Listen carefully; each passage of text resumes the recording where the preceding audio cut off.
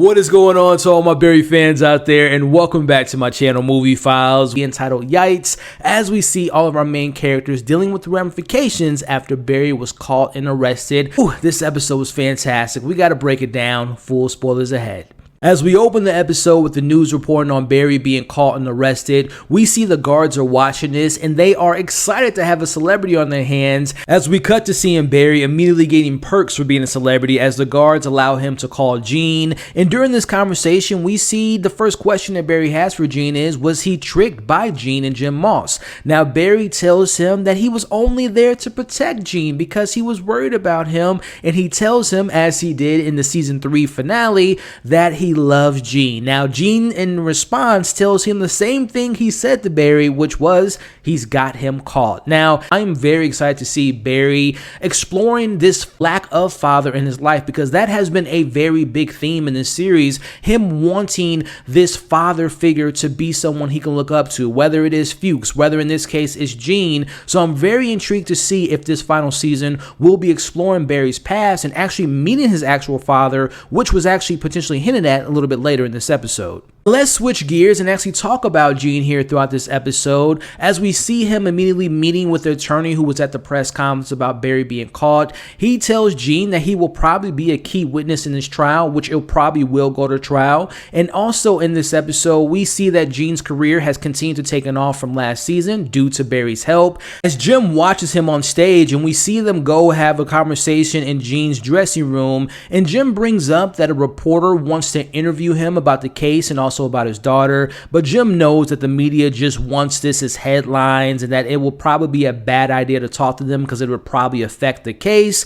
More on that plot a little bit later, but I do want to mention that I feel as though Jim knows that Gene is hiding something, and that maybe Jim's going to learn that Barry was actually the one responsible for getting Gene's foot back into Hollywood's door, and maybe Jim's going to find out some other secrets that Gene's been hiding. So I'm very curious to see how this relationship's going to pan out between Gene and Jim in this season. Speaking of relationships, let's talk about what Sally has going on and her relationship with her family in this episode. As we know from last season, she was heading back home after being canceled and losing her 15 minutes of fame after getting caught on camera snapping on Natalie in the elevator. As we see her on the plane, she's taking a nap and she's having this dream, or some might call it a nightmare, as she hears a little kid in the seat in front of her laughing, and it's revealed to not be a little kid, but instead it's the biker guy that she killed in self-defense from last season. Now it appears that after killing him that this haunts her, which is understandable, but the fact that she heard a little kid laughing before seeing him, to me was very interesting. It was almost like she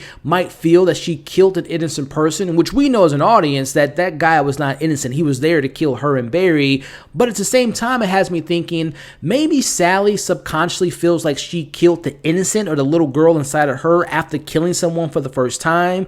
But I also want to point out that it is important to remember the fact that she got away with killing someone. Again, I know it was self-defense, but she still got away with it. So I'm very interested to see if that comes to light in this 4th and final season. As we see Sally's phone is blowing up about the fact that Barry was arrested, we see Sally, who loves to lie, as her agent calls her and she talks about lying about being with Barry. But at first she's under the impression that maybe the news got out that she killed someone and that Barry might not be taking the blame for that. But instead she learns that Barry was arrested after killing Janice the night that she went missing, and she is in complete shock. Which, speaking of shock, her mom in this episode was very shocking, and we'll talk about that here, as her mom is picking her up from the airport, and immediately we see that she is very impatient with Sally, and she's really not even really excited to see her daughter. She even asks her, "Why are you here visiting?" As we pivot over to seeing Sally having a panic attack in a car, and her mother could care less about what she's got going on as she just continues to order her food to go. Now to me it came off that her mother has done this type of thing with Sally before, where she has these panic attacks, but more particularly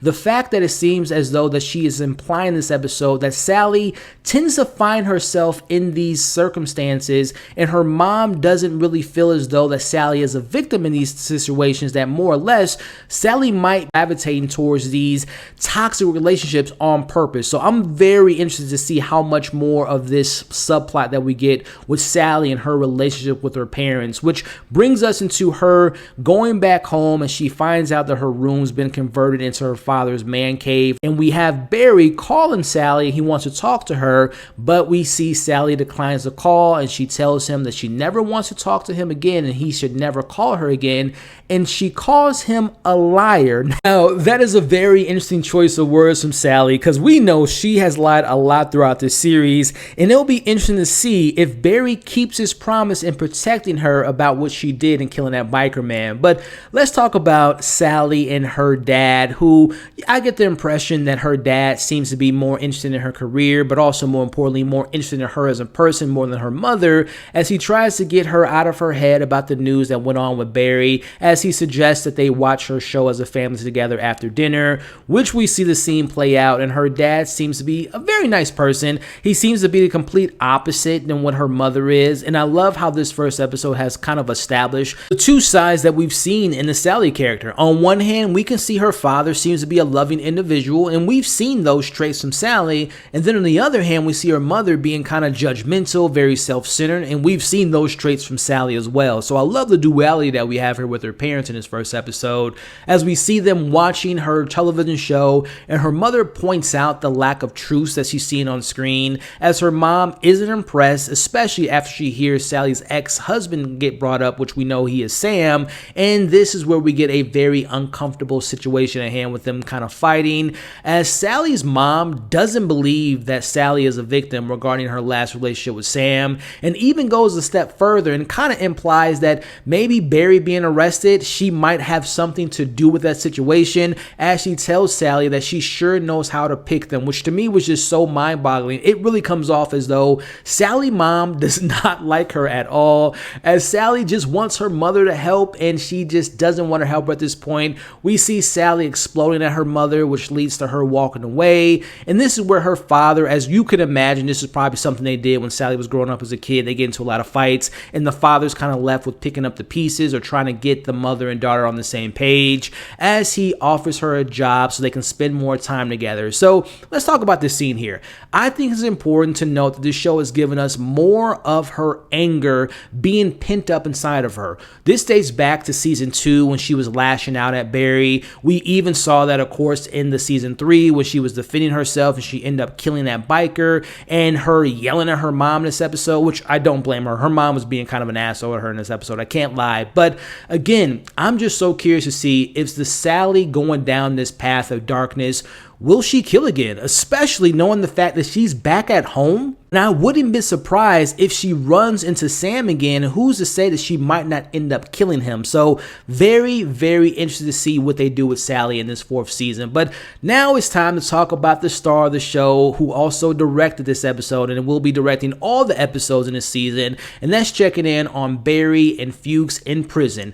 Now we see Barry is noticing that the inmates are kind of eyeing him as he walks past Fuchs, who he didn't know that they were going to be in the same prison, which, speaking of, we see Fuchs is talking to the FBI about getting protection from Barry, and this is where the FBI can care less about his safety. But then we know Fuchs, he's always manipulating or trying to get his way into situations. He tells them that the Janice murder was just a small part of Barry's dark past, and he cuts a deal with them, which he's going to wear a wire, and they're going to agree to protect him, but also promise to give him a new life outside of prison. Now, after seeing Barry having to call 2 people that he loved and them completely destroying the connections between them, we see Barry in this episode, he's just alone. He just wanted to seek love, as he's in the courtyard and he has this kind of midday hallucination as he believes he sees Sally reading the script on the stairs, similar to the same scene in season 1 when he first met Sally, as they're recreating briefly the scene in which he meets the other people from the acting class.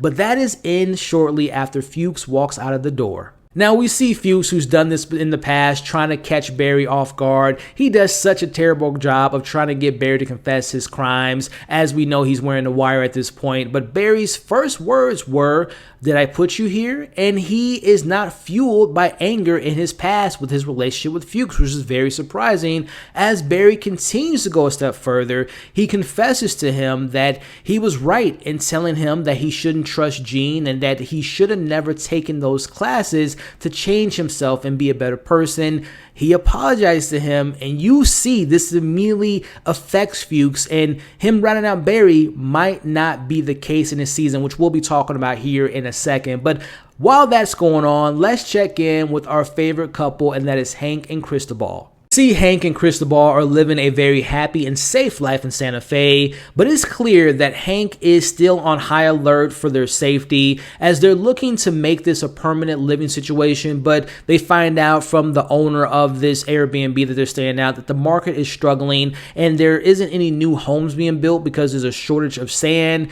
which needs to be imported from Asia and Africa, which leads to Cristobal coming up with the plan to get this international sand and doing this under the radar and making this some type of business. And this will be their chance to be the top dogs that both of them have dreamed of. So we see clearly in this scene that Hank sees that Cristobal maybe misses their time as being crime lords and being in a criminal underground, and he wants to kind of help him in this moment, putting a focus on what's going on with Hank in this episode, who has a similar nightmare of what Sally did when she was facing death in this episode. We see Hank having a nightmare, reliving the moment from last season when he was captured, and this time around he actually has his best pal Barry, who's chained up next to him, actually asks Barry what should they do. And that's important to remember because we always know throughout this series, whenever Hank needed someone to help him out of crazy situations, who's the person that he always calls? And that is Barry, which leads us to seeing Hank waking up, and he immediately calls Barry, but he sees that the police picks up the phone, and this is where Hank finds out that Barry's been arrested online. Now we see Hank decides to go ahead and do the plan with Cristobal with getting the sand over to where they are, but we all know secretly he's really doing this to get back to LA so he can probably help out Barry in the situation, which will wrap all this up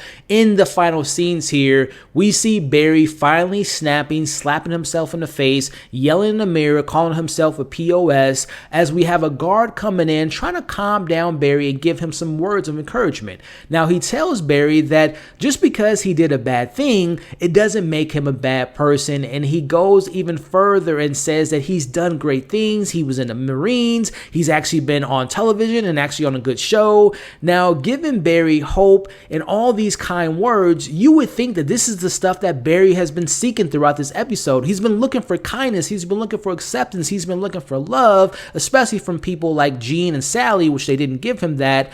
And Barry doesn't take this kindness at all, but instead Barry wants to feel the actual pain, and this is kind of a way of him punishing himself, as he tells that same guard that he is a cop killer and goes a step further and says that he'll not only kill this guard, but he'll kill everyone that loves him. Now we see the guard change his tone in this scene as he closes the door, pulls out his weapon, and we see blood coming from Barry's head. Now we cut to him as a young child, and we hear kind of the similar sounds and noises from when he was on that beach with all his victims from last season, as we see little Barry is running across this kind of empty field, and you'll notice in the background there are two random guys there, and there's also kids running as well, and then you can hear kind of faintly this man is calling for Barry in the distance, and we see Barry turn around and waves at him. Now let's analyze this scene for a second here. Now, was this some type of camp where Barry's father potentially took him to toughen him up, to torture him, to get him to become the man that he is today? Or was that Fuchs that was calling him in the background? Let me know your thoughts on that. But I do think, again, I would really love to explore the relationship between Barry and his father. Is he dead? Is he alive? Did he even meet his father? Or again, was that Fuchs in this scene? I'm very curious to learn more about his past. But going back to Barry, he wakes up to Fuchs, who manages to have the guard stop beating him, and we see Fuchs throws his wire away, and he tells Barry that he took advantage of him and that he's sorry, but more importantly, that he loves him. That's right. He tells Barry, "I love you." Those were the words that Barry was looking for this entire episode, as it appears so far that their relationship is maybe back on sync, and the key word being maybe, as we end with these final scenes of seeing Gene, who calls the same reporter with his Batman voice to meet up, and he wants to talk about how he caught Barry. This fourth and final season of Barry, and discussing the second episode titled Bestest Place on Earth. Full spoilers ahead. We open this episode with Barry, who's all bandaged up in his cell. As he lightly bangs his head against the concrete wall, he sees his younger self on the bed playing with his toys. Now we head back to that desert land that we saw in episode 1, and it is confirmed that the man that was calling his name from a distance is Barry's father, who goes by the name of John, as we see John is introducing young Barry to Fuchs for the first time. Now in this conversation, I don't know if you all noticed, but John says that Barry is his youngest son, which to me implies that Barry has either a sibling or siblings out there, and I'm very curious if we're going to meet them in this 4th and final season. Let's talk about Sally and what she's got going on in this episode as she meets with her previous agent to get back into business. But the Sally business isn't a good business to be in right now, as her rant is still a very hot topic. But then you add in the Barry of the situation, which just adds more fuel to her career, which is on fire, but not in a good way. Now, her ex-agent brings up how Sally is forever linked to Barry and that she will be forever known as the see you next Tuesday girl who was dating a serial killer. But it's not a career killer. She tells her that she can maybe do a reality show or do a podcast out of this, which, by the way, just a side note, it is so true in Hollywood how we have sometimes celebrities being canceled, but then as soon as they do a TV show about what happened or from their perspective, or even doing a podcast, they manage to make their way back into the spotlight, something that we see all the time. But the question is, in this moment, will Sally reset her career and start to monetize off this situation, or will she leave her dreams behind her? Or will she take the advice that Gene gives her, which we'll be discussing a little bit later? Switching over to two of my favorite characters, and that's Hank and Cristobal. As we see, Cristobal is meeting with an old associate by the name of Bong, and he wants to get a meeting with him and the Guatemalans, who happen to be in war with each other, but Cristobal manages to get them together after setting up the meeting at the best place on earth, which is no other than Dave and Buster's.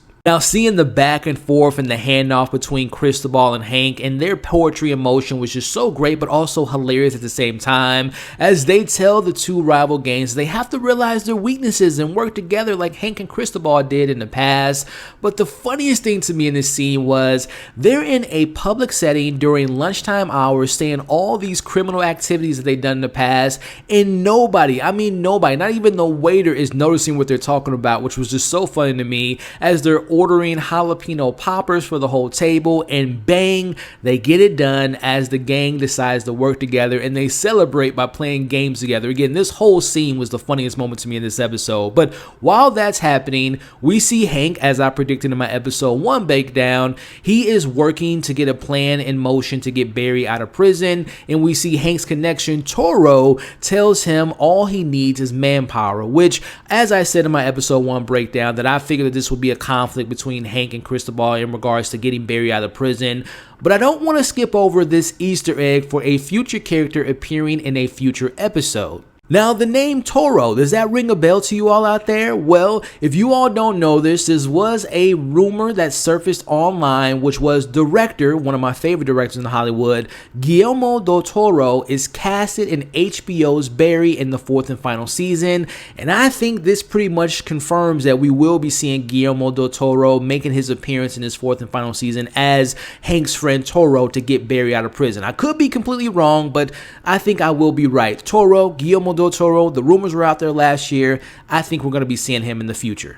But as we see Cristobal and Hank talking about their plan for sand and presenting it in front of the crew, and they tell them that there will be no funny business, there will be no crimes committed, but instead this will be a legit business they can do in the light and they can become solid citizens. But as we know, Hank throws in at the last minute. He says that they're going to do one more thing, which is breaking out their best assassin, which is Barry, and we see Cristobal is completely caught off guard. Because this completely goes against Cristobal's plans to do this in a legit way and to break no laws, but we see Hank yelling out Prison Break 2023 as they cover their microphones to discuss this surprise, as the gang is watching them and they're not on the same page and they have this fight, which again, they're hilarious. I love this scene. It was the funniest part of this episode and I love these characters. But speaking of not being on the same page, let's cut to what's going on with Barry and Fuchs, who we see him meeting with the FBI, and he's not going to complete the deal that he made with them because he doesn't want to turn his back on his friend,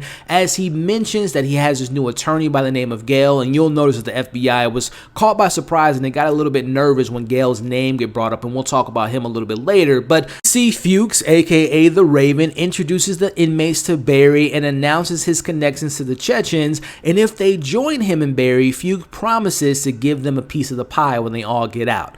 Now, as he tries to recruit the gang and assign them some terrible nicknames like Jason and LimeWire, again, that moment was just so funny to me. But I will say, just speaking of the comedy of it all in this moment and in this episode, compared to episode 1, which was more of a serious and more dramatic episode, I really do like how this one kind of took it back a little bit and gave us a little bit more funnier moments. And I definitely think between the two episodes, episode 2 was the funniest. Now, Barry and Fuchs have a chat about their game plan to protect themselves while the lawyer gets everything set up. And as we see right now, Barry has fallen back into the trap of trusting and falling in line with Fuchs after losing his confidence that he's gained in the past few seasons and losing his connection with Gene and Sally.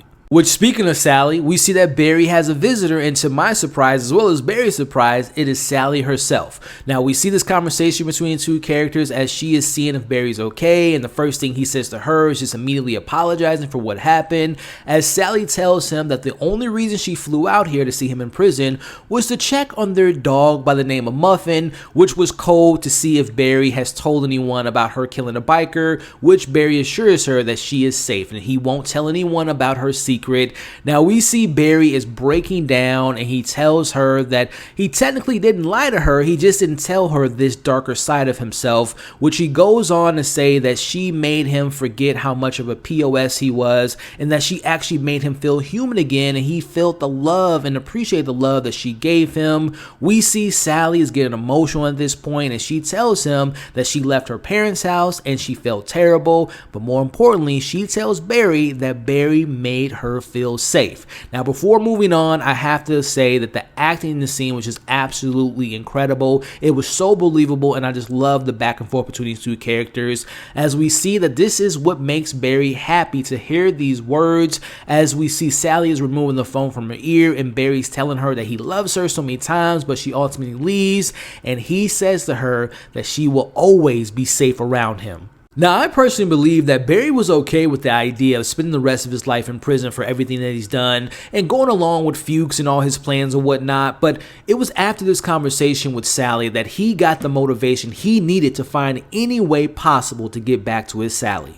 Now, we cut back to Barry having a brief flashback or dream sequence where he sees Fuchs, who's telling him that lunch is ready, but at the same time, we see that there's a wedding taking place, and the transition between the sand and going to the wedding, it was just so beautiful, and Bill Hader's direction is just so incredible. But we see Barry imagining growing old with Sally and dancing at the wedding, and I assume that their kids were probably getting married, as this was a similar dream that Barry had the night that him and Sally hooked up for the first time back in season 1. Check in on what's going on with Gene as he's setting up all these little notes with instructions for the meeting with the reporter to discuss the most mind-blowing story of his career, as the location is no other than their old stomping grounds, which is the acting class, and we see Gene claims that he doesn't want the spotlight and he only wants to tell the story that he knows how, which is acting on stage, and he recreates the first time that he met Barry. Now, to me, this scene implies that Gene has gone back to his old ways and he really hasn't changed, and I think that that's really the big thing about this episode, is seeing these characters kind of reverting back to their old stomping grounds, and we see Gene is going back to lying to Jim and exploiting the situation and what happened to Janice. And by the way, going back to the comedic beats, him impersonating Barry in this scene on stage was just so funny, and we see that the reporter is actually impressed and buying into his story. But wrapping all these plots up as we approach the end of this episode, we see Fuchs with his lawyer Gale, who seems to have these very unorthodox methods to winning his court cases by confusing the judge and the jury, and he really doesn't care if his clients are innocent or guilty as long as he wins them. We see that Fuchs is getting all this set up. Meanwhile, Barry's running late. That's because Barry is meeting with the FBI to cut a deal after having that dream of spending the rest of his life and growing old with Sally, as Barry is willing to give them all the details of all his hit jobs, but the only thing that he requests in return is that when he gets enrolled in the witness protection program, that he is able to take one person with him, and I think it's safe to assume that that one person will be Sally, and that is good old pal Fuchs. Which, if you ask me, I think if Fuchs find out that he chose Sally over him, I wouldn't be surprised if Fuchs ends up trying to get Sally killed. Now at this point, we see Gene is sweating as he's taking some creative liberties and telling this story to the reporter, who's again eating all this up. But the funny part of this whole thing is, I would imagine that story was probably hours long, and we see the reporter kind of summarize it all perfectly in one sentence. We see the reporter tells Gene that he will be an anonymous source, which I don't think that will be true, and we'll see what comes of all that. But we see that Sally is in the background, and we have this conversation between Sally and Gene as she is mad because he never told her about Barry, and we see Gene pushes back against her, even noticing a single sign of Barry being the killer. And of course she didn't notice, because we know that Sally was so focused on her career. And Gene says probably one of the most honest things he said, not only in this episode but maybe of the entire series, as he says that Barry was obsessed with the both of them. He treated both of them like superstars, and as they are actors, they couldn't resist this. And I love that scene in this line so much, especially coming from Gene. And we know that Sally knows this to be true as well. I personally don't think that either one of them loved Barry as much as he loved them, especially in their individual relationships. And it was definitely more of a one-way relationship with Barry and Gene and Barry and Sally. And if we're being honest, they pretty much used Barry to boost their egos because he was the ultimate hype man and they loved the attention. So again, I just love that acknowledgement from Gene in this moment. Gene suggests to her that with her back against the wall, she should respond by teaching, which I think implies that she'll be taking over Gene's ex-job as being an acting coach. But I'm not going to lie to you all. For a second there, I thought that Sally was going to maybe snap and possibly hurt or kill Gene in that moment. Let me know if you all were thinking the same thing. But speaking of killing, we see Fuchs heads to Barry's cell, and he sees that there is a new inmate there that has replaced Barry because Barry has been moved over to special housing. And we see Fuchs knows that Barry cut the deal that was offered to him that he threw away for their new friendship. As we end the episode with Cristobal and Hank having their discussion about Barry and not being honest with one another, as Hank tells him that Barry just needs their help, and Cristobal says that things like this is what makes Hank look soft in front of the others, and that Barry never cared about him. As Hank gets a call from Fuchs and he tells him about the betrayal as he's crying, and honestly he just wanted to do right by Barry for a change. But the key thing is he tells him that Barry is working for the FBI, which would include ratting him and Cristobal out. And now the question is, what will Hank do with this information, as we end on this scene with him going back in the house and he tells Cristobal that they now have to kill Barry. Fourth and final season of Barry, breaking down episode 3 titled You're Charming. Full spoilers ahead. As we open the episode with Hank and Cristobal's crew celebrating after getting their high quality sand, and surprise, surprise, we get officially introduced to Toro, who, as I mentioned in my video last week, may be played by the director Guillermo del Toro, and yes, it is indeed him, as Toro has his best man on the job to kill Barry, and he made sure that it didn't interfere with their popular podcast schedule. And let me tell y'all something, hearing Guillermo del Toro talk about the difference between hearing someone's voice on a podcast versus seeing their face on a TikTok, and then clicking a link in their description to see the gadgets on their YouTube video, that just made my day. One of the funniest moments of this episode. But look, that wasn't the only surprise that Hank got into this third episode, as he is meeting his old associate Batar, who is still alive. I thought that he died in last season's episode 5 raid by the police. Now Batar gives his friend a warning about the elders coming to take down Hank if he doesn't decide to end this empire with Cristobal and rejoin his team. And if he doesn't, they will completely wipe them out. Now the question is, what will Hank do with this? Will he decide to end this empire with the love of his life, or will he go to war with the elders? Now I personally think the way Hank was moving in this episode, I think he wants all the smoke. I think he is willing to go to war with the elders. Let me know what you all thought about that. But let's check in with what's going on with Sally in this episode, because her story wasn't as connected to all the chaos, which we'll be talking about a little bit later. Now, this is the first day of her class, of her being this new teacher, coaching these new up-and-coming actors, and she immediately asks these students if they only signed up because of who she is, and they tell her that no, that's not the case, and they honestly took her side in the situation. Now, I didn't know if they were just being fake and being just dishonest, because that was the theme of this episode, about honesty and truth. And we know this is Hollywood. People always want to get over on someone, and maybe they want to just be there to capture her snapping again. But as of right now, it seems like they were being honest, and this level of acceptance for her from her students gave Sally the confidence she needed to kind of lead this course, and she wants them to jump into their scenes. And we see their scenes, and they're not the best of actors, if we're being honest, but she comes across this new student by the name of Kristen, who is very charming, and I think Sally might have seen a little bit of herself in Kristen, as she gives her literally the exact same speech that Jean gave her back in episode 1 in season 1 of Barry, and she gets in her face, and all of this kind of tension and abuse gets the best out of Kristen. Now, this time around, the students aren't really here for that type of activity, as they call this verbal abuse, and because of this, they don't want a part of this class. They tell Sally, just because you were taught that way doesn't mean we have to be taught the same thing.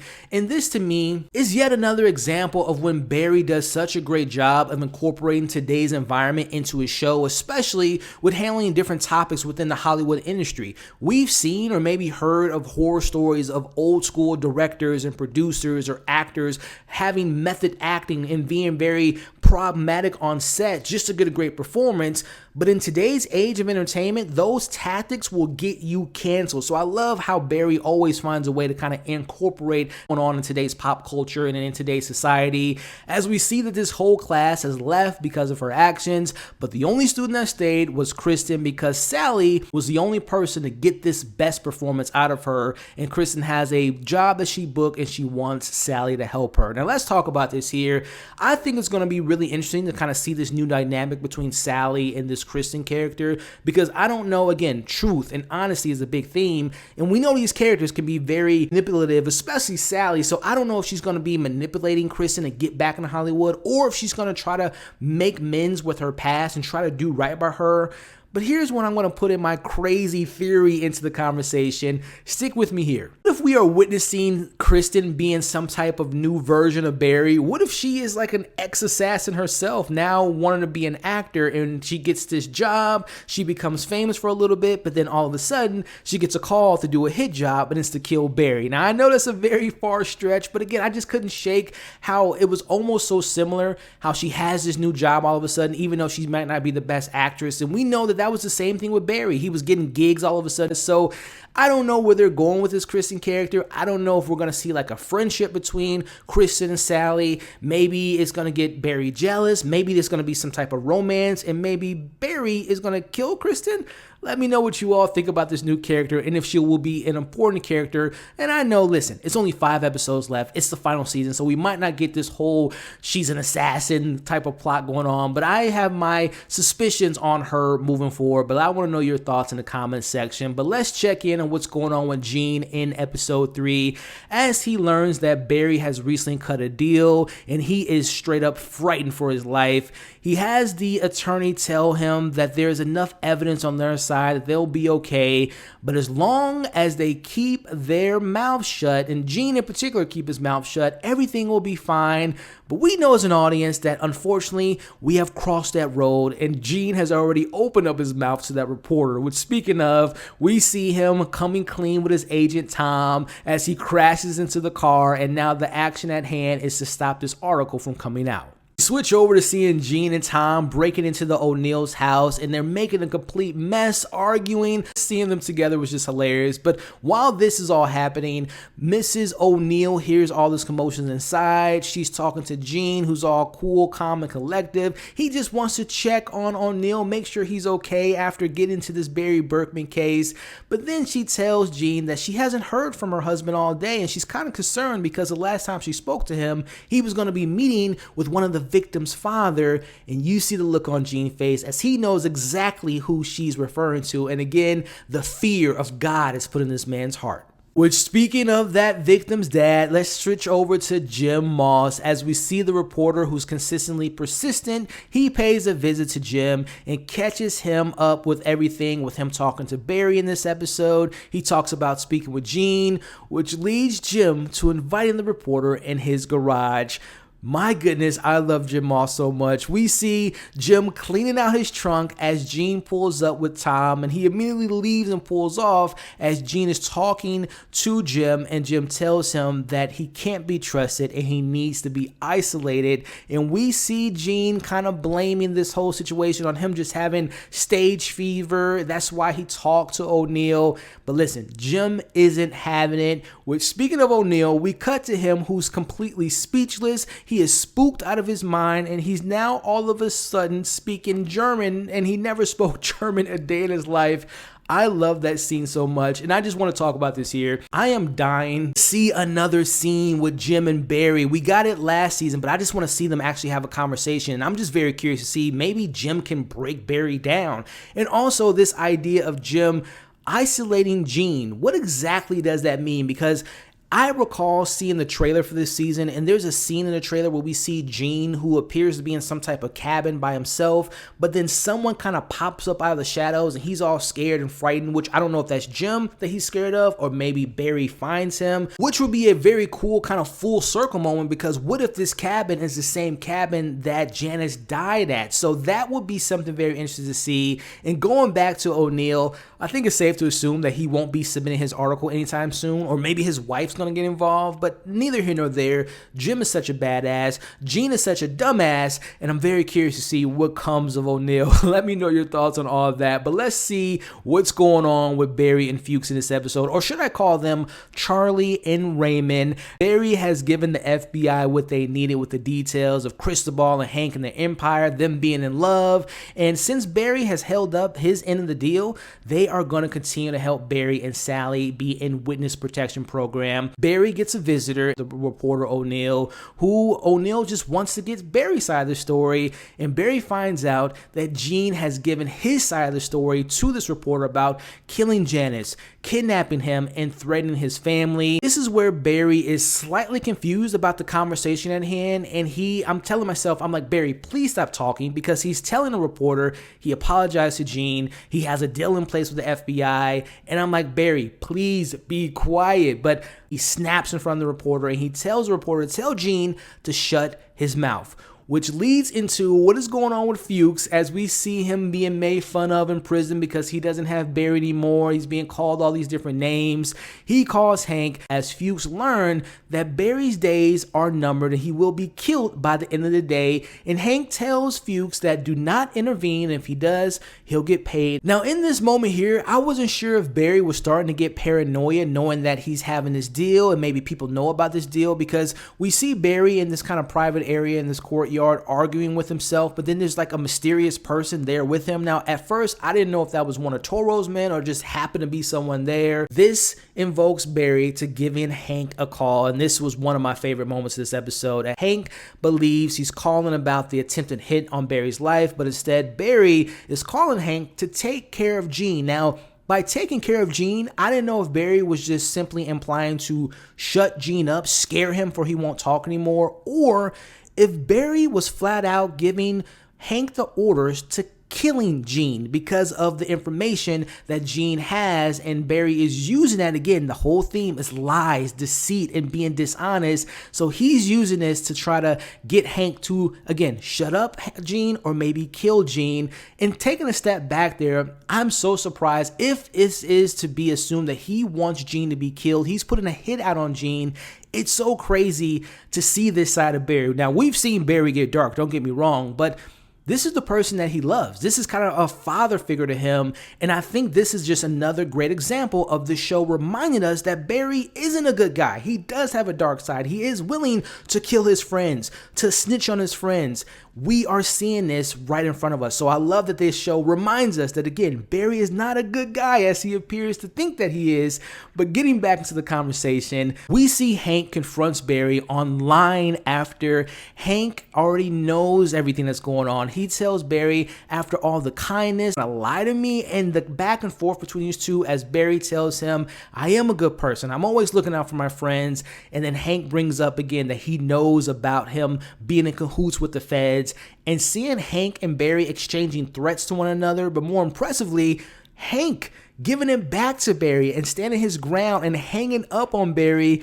I loved it. I loved it so much. But getting into the actual breakdown of this moment, I felt like we were watching the reverse of Barry and Fuchs, but instead Barry accepts all the lies. He knows that Fuchs is playing him, but he just plays along with it. But I love that Hank, once he knows that Barry is snitching on him and not being honest, he ends things right then and there. So I really appreciated Hank stepping up for himself. But if I'm being honest to you all, it hurt my heart to see Hank and Barry going against each other, because some of my favorite scenes of this show is when they're on the same page, being good old pals, but I don't think that that's going to be seen anymore in the rest of this season. But let me know what you all thought about that incredible scene, which brings us to wrapping up the episode, where we see Fuchs is watching the incredible film Rain Man, and he sees a little bit of himself and Barry in their relationship. But my question is, in Fuchs' mind, who's in control? Is he the Charlie of the situation? Is he Raymond? Let me know what you all thought about that. But this leads Fuchs to, once again, caring for Barry. He goes to the guards. He tells them that Barry is about to be killed, but the guards ignore him. They tell him to shut up and sit down.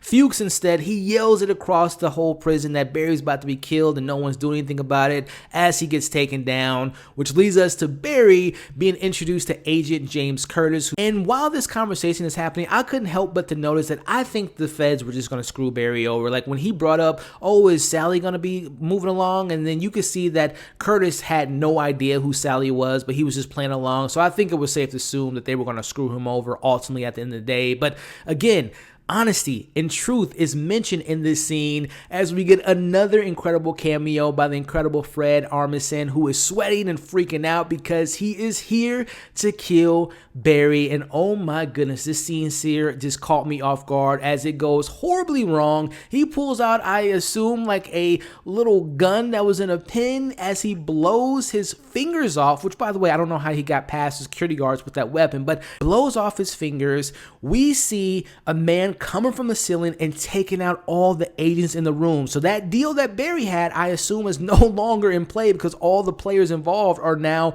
dead. They've been assassinated. As we see, Barry grabs a shield, the Wonder Woman shield, out of nowhere, grabs a gun, kills the hitman in the ceiling.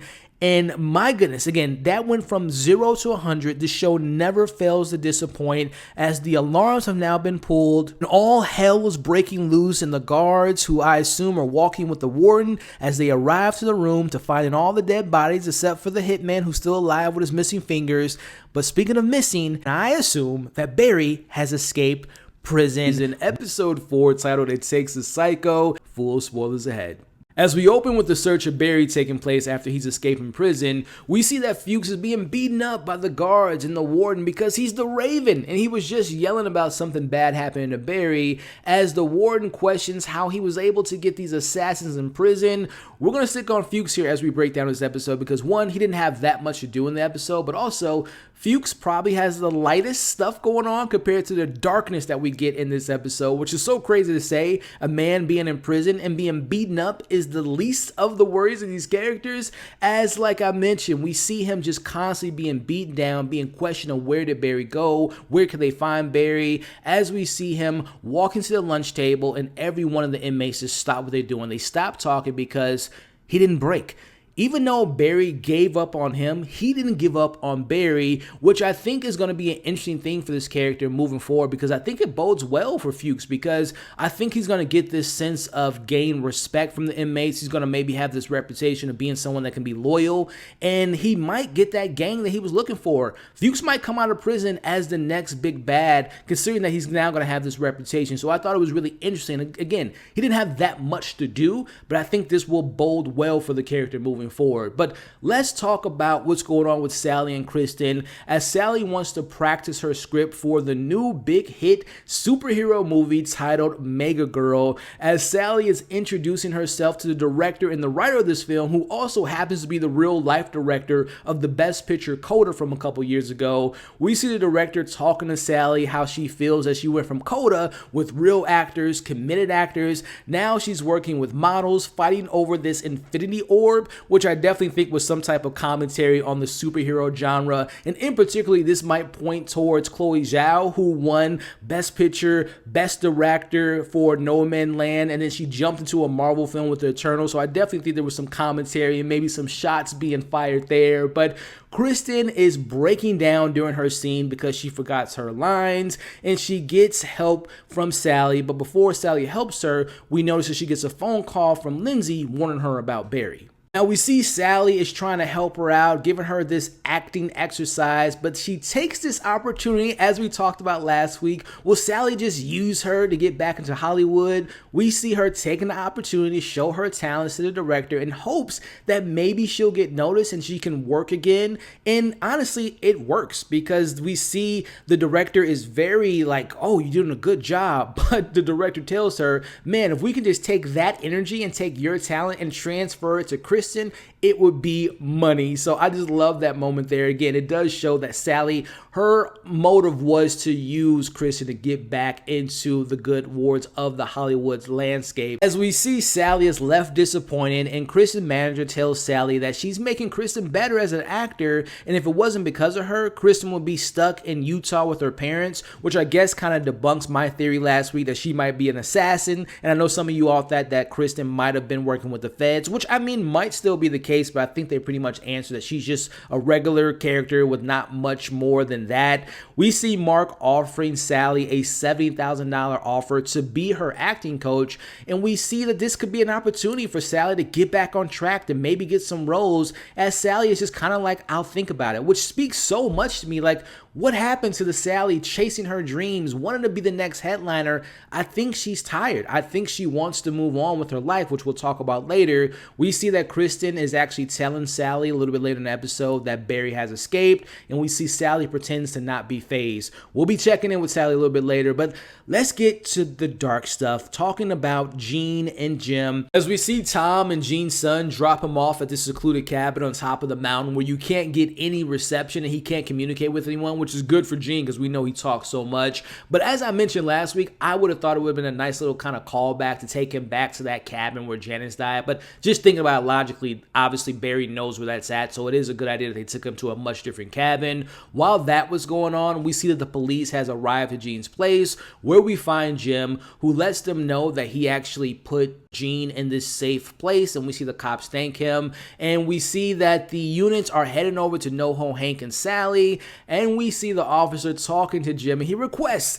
that Jim please don't kill Barry, which Jim tells him he can't keep that promise. I'm telling y'all, I so wish that we get a scene with Jim and Barry having a conversation about what he did to his daughter. But as Tom warns Gene that Barry has escaped jail, we see that Gene grabs that prop gun and just waits for Barry to arrive. Meanwhile, Jim is watching the police fail at busting, taking down Hank's men as they go to the best place on earth, which is Dave and Buster's. Back at the cabin, Gene is asleep, but he's awakened to these quiet footsteps, and without hesitation, Gene unfortunately blindly shoots out of fear, thinking that it was Barry, and he runs off as the camera pans. Now, personally, I was thinking, wait, it might have been Tom, it maybe could have been Jim, but we see the camera panning over to find out that it is Gene's son, who's brought him food from the cafe that he mentioned a little bit earlier. And when he asked for his son to stay with him, and his son ended up going back to the cabin, this is heartbreaking, as it appears that he might have either been wounded in the shoulder. If you look close enough in the scene, he still was kind of blinking as we were transitioning over to Sally's next set. But we could imagine if Gene ran away, he might bleed out and die. So let me know, do you all think that Gene's son is dead? Is he injured? Did Gene go back to check on him? Is he just running now? He's going to be missing moving forward? Let's talk about it in the comments section. But That was dark. Well, hold the beer because it gets even darker as we check in with Hank and Cristobal as it is time to put their guards on as they learn about Barry. We see that Hank and Cristobal don't want to stop this from them celebrating their recent success with their crew who has been working hard and according to Hank has been busting their nuts and working hard, which was such a funny line as we see Hank with his worried face on, and I'm thinking that he's maybe just so concerned about Barry coming to him, about learning about the hit that he put on Barry's head, and he's trying to get his mind off this, but that's not what Hank is worried about, as we'll talk about later. We see him taking pictures with his crew, having this kind of last supper with his crew, and having these last final moments before they die. Which, speaking of, this completely caught me off guard, and I actually kind of forgot about the threat from the elders as we see Hank wants to show Cristobal something as he leaves this container with the sand. He didn't know that Cristobal was left behind, and all of a sudden, the crew is stuck in the sand, and we hear Cristobal yelling for Hank as he did in the season 3 finale. Hank ends up coming before he ends up dying because there was a moment that I thought that Cristobal was going to die. And actually, I thought that this was Barry who might have set them all up.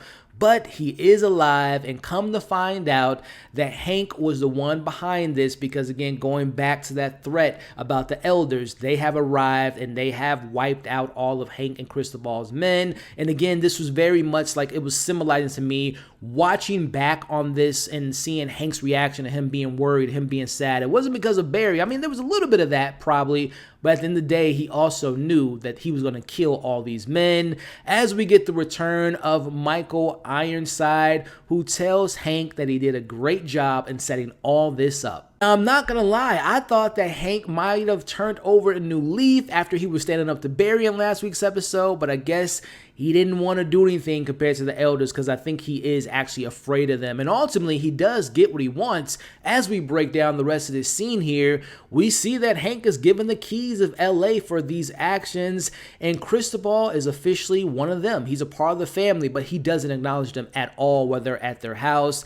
His dreams and hopes with Hank have been crushed.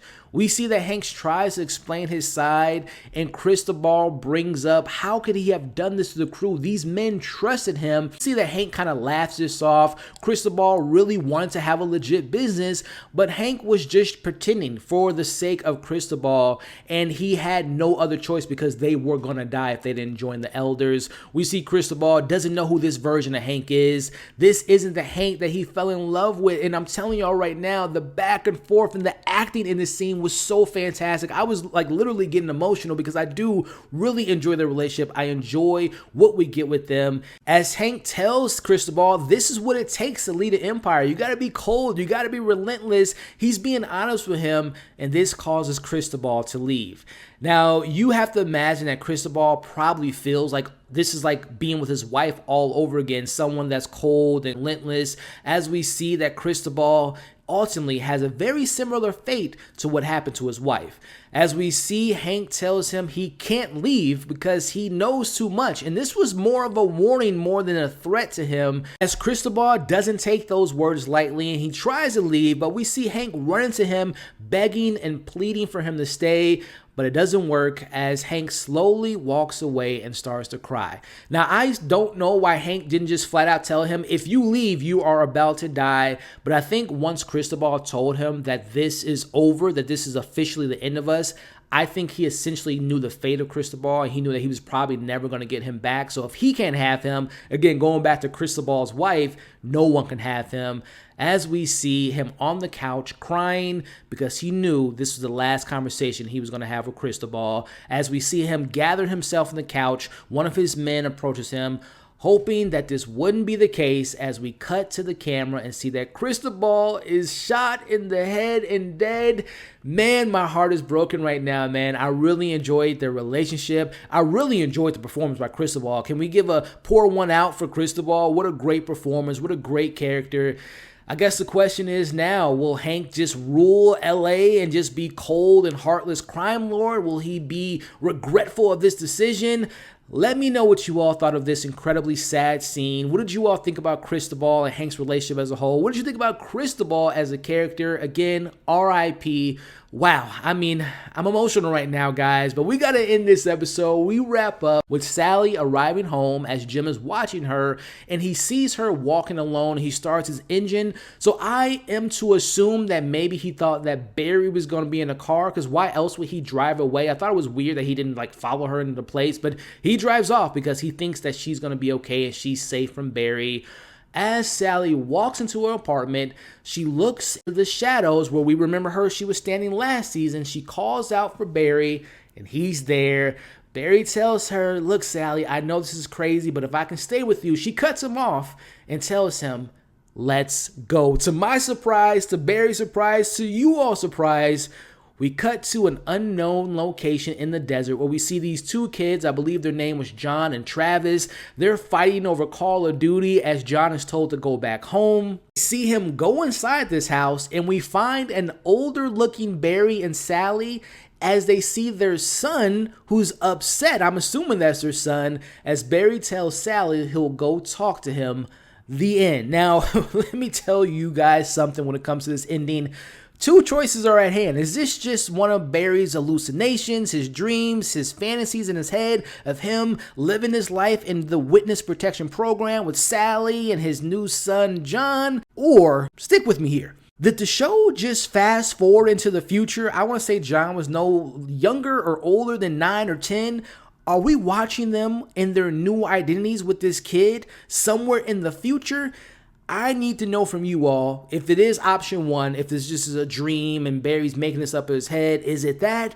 Or did this show just jump 10 years in time and giving us this idea that Barry and Sally have escaped? They went off the grid. I don't think they're working with the feds. I think that this is their plan of running away from Sally's life to be in Hollywood. Barry obviously escaping prison, started from scratch, not having to kill again, and no one can find them. They have these new identities.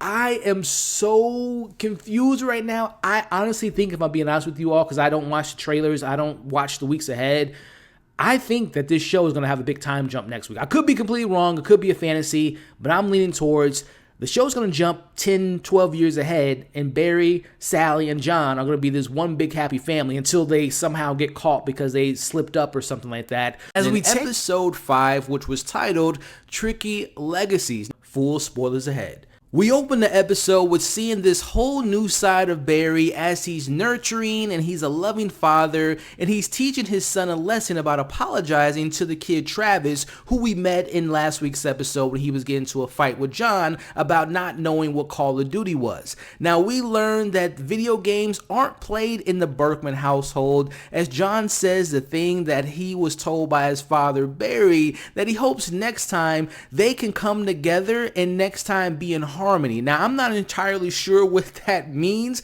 but it sounds like something that Clark got from some type of research of someone important in history. I love the line here in this opening scene, and when Clark is talking to John, you can't change other people, we can only change ourselves. That's a very meaningful line coming from Barry, now Clark, as he has completely changed himself from his previous lifestyle. But I'm kind of curious if John's temper stems more from his mom Sally or his hitman father Barry, or is it a combination of both? As we get more of these lessons from Clark on being a bigger person in situations, his days of being angry went away after he figured out his way to control his emotions, but more importantly, after having John, he became a different man.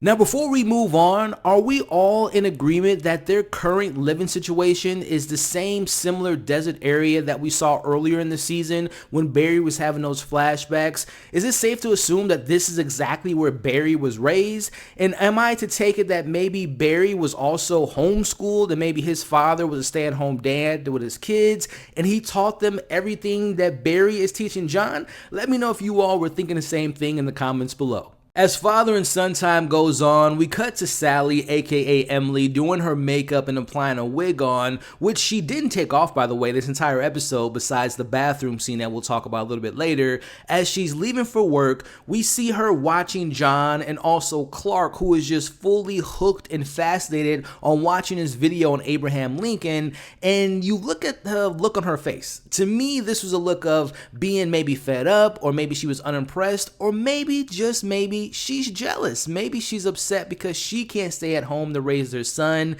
which, by the way, we will be discussing Sally, aka Emily, being a mother a little bit later in today's video. But I want to be honest with you all here for a second.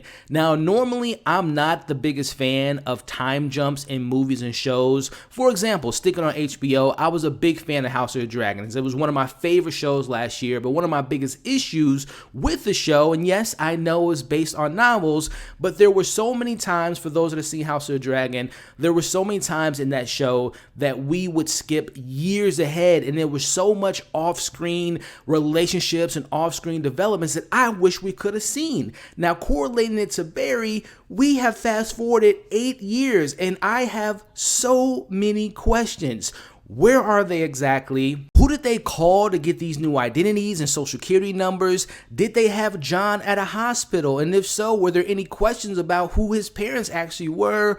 How are they living? Are they living off of Sandy's wages at the diner? Did Barry go and get a secret stash of cash that he had from all his days of being a hitman? What have the last 8 years been like for them? I just want to know. But again, like I said, normally I would not be a fan of this, but the brilliance of this episode, as we'll continue to break down, there was so much nuance in the conversations and the behavior of these characters that it was given to me in a sense of it was able to fill in those gaps. Now, again, I'll get to it. I do have other questions, but that's the brilliance of this episode. They were able to do such a good job of giving us these character moments that I was able to kind of understand what the last 8 years have looked like for these characters. But I want to know in the comments, do you all have a sense of like you would have liked to had seen some of that off-screen stuff happen, or are you okay with how the story unfolded? Now, back to the breakdown, we see Emily hasn't thrown away her acting career as she's now playing Emily, which some might consider to be the role of her life, as she's this runaway actor with her Barry who escaped from prison. Now they have this son, and she's a waitress at a diner. She has this southern accent where she gets to steal cash from the cash register. Now, I might be jokingly saying that character description is this episode, but in all seriousness, the brilliance from Sarah Goldberg and her performance in this episode as Sally was just so amazing to me, because like Sally the character, she was playing almost dual roles as Sally and Emily in this episode, because it was almost like there was a switch between the two, where there were moments in this episode that I gathered that she cared at points about Barry, about John, about maybe her situation, but then she would go back in the character and almost seem like she hated everything that was going on. So I really appreciated the little nuances, and all the little things that we got in her performance in this episode was nothing short of just phenomenal. As we see Emily talking to another employee who seems to be a good friend of hers at work at this diner by the name of Tina, we see that Tina invites Emily to this family gathering. Now, we get a sense of the lies that Emily has to come up with, or if you ask Sally, this is just character backstory for Emily,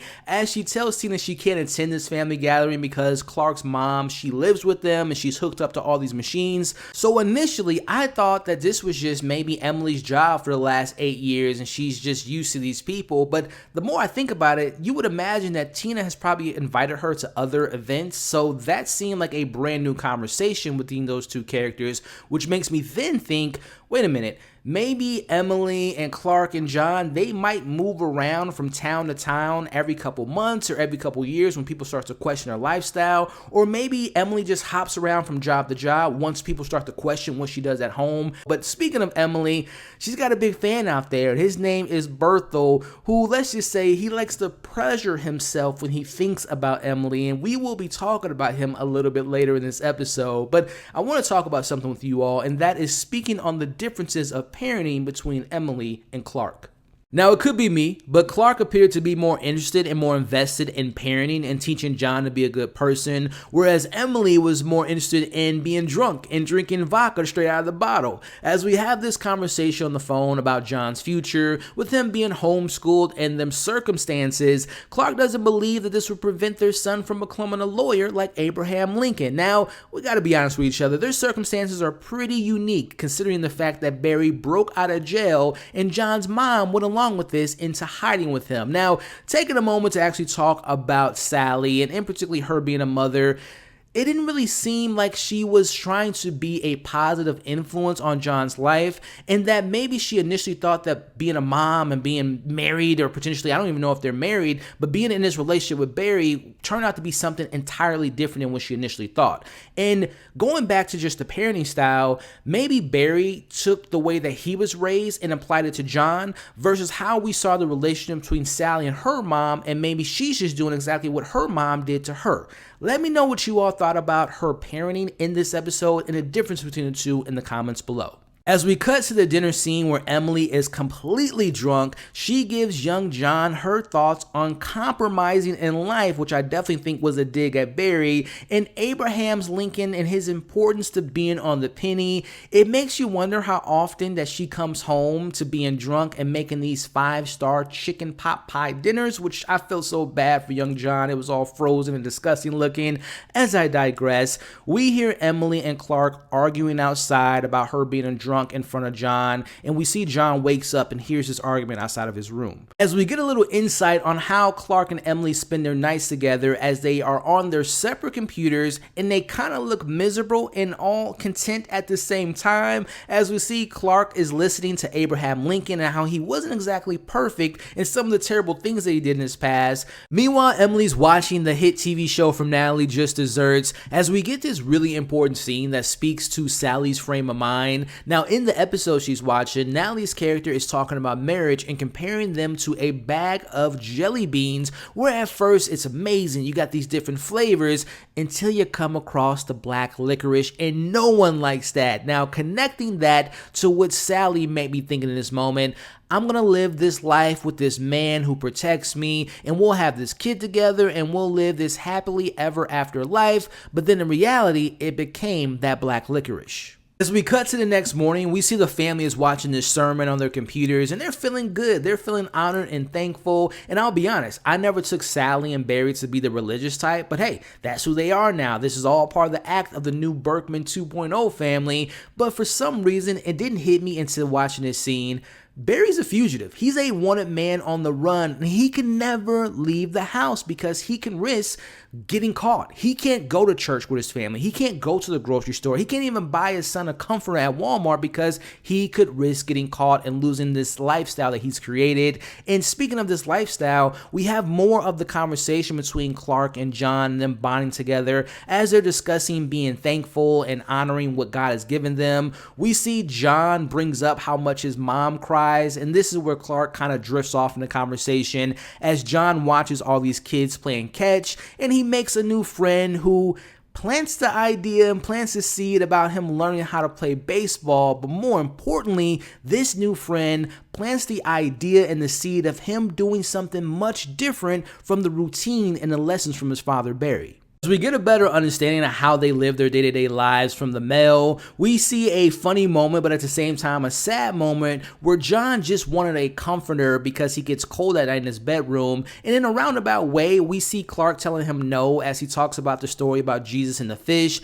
and ultimately told him that he didn't need the comforter, which I thought was kind of funny when he was saying it, but then him also saying that he wants the comforter versus actually needing a comforter. Meanwhile, the hypocrisy of Clark, he didn't need that Abraham Lincoln book, but he still got it. But speaking of feeling bad, we see Clark finds the glove that John's new friend gave him, and Clark scares the hell out of John by showing him these kids getting hurt playing baseball, and even one of the videos showed a kid dying playing baseball. Again, Clark is so set on keeping John in line, but also afraid of him wanting to have new experiences and maybe questioning why he can't play Call of Duty, why he can't play baseball like the other kids. And in his mind, he thinks he's protecting John, but in reality, he's just creating a younger version of himself. As we get another example of Emily not really being attached to John as a loving mother, as John wakes up in the middle of the night because he's terrified of what Clark showed him, and he has Emily lay in bed with her, but she's not really comforting him or telling him a good bedtime story. Instead, she gives him like this little pat on the shoulder and just turns the opposite way and falls asleep. Now, giving her some credit, she did go as far as sleeping with him to make sure he was okay for the night, but still, I can't shake the feeling that she almost has one foot in and one foot out, as she might have been again doing something that her mom might have did when she was younger and when she was afraid at night. But going back to my one foot in, one foot out,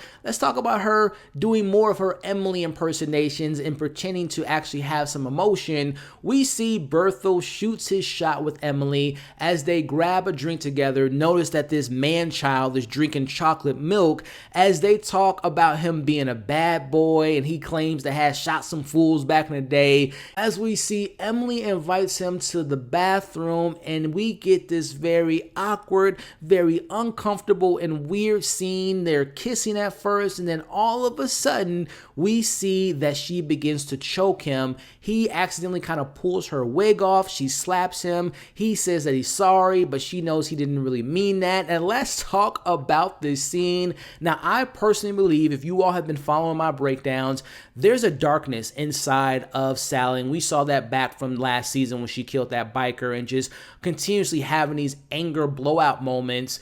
I think that she was going to actually kill him in a scene, but it wasn't until he pulled off her wig, and it was almost as if he exposed her for who she really is, which is Sally and not Emily. And you can even hear in the scene, she actually lose her accent in that bathroom. So again, I think she would have killed him until she was exposed to be who she really is, which is Sally. Now, this next scene to me perfectly sums up Barry's new life as we watch him tell the story about him being in the Marines to his young son, John.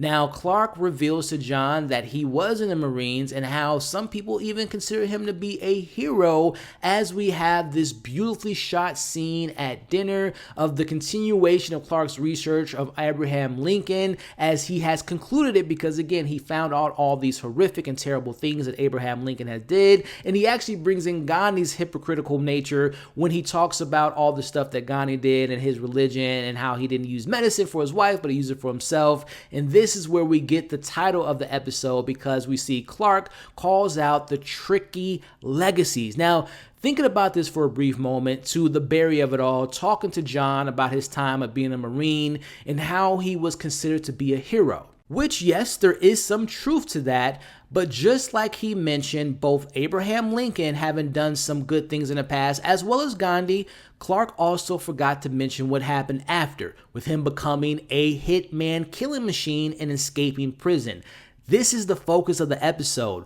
What does Barry want to be remembered for? This is the story he wants to tell, his side, his story. As we end the episode with a knock at the door surprising both Sally and Barry, we get the return of Barry, who gets his gun behind this hidden painting, and he is prepared to kill again for his family. And you remember why Sally went off with Barry, because she feels safe with him, as we see Barry tells them to go to the bathtub as he answers the door and no one's there, and I just assume it was some kids just pranking them because they're out in the middle of nowhere.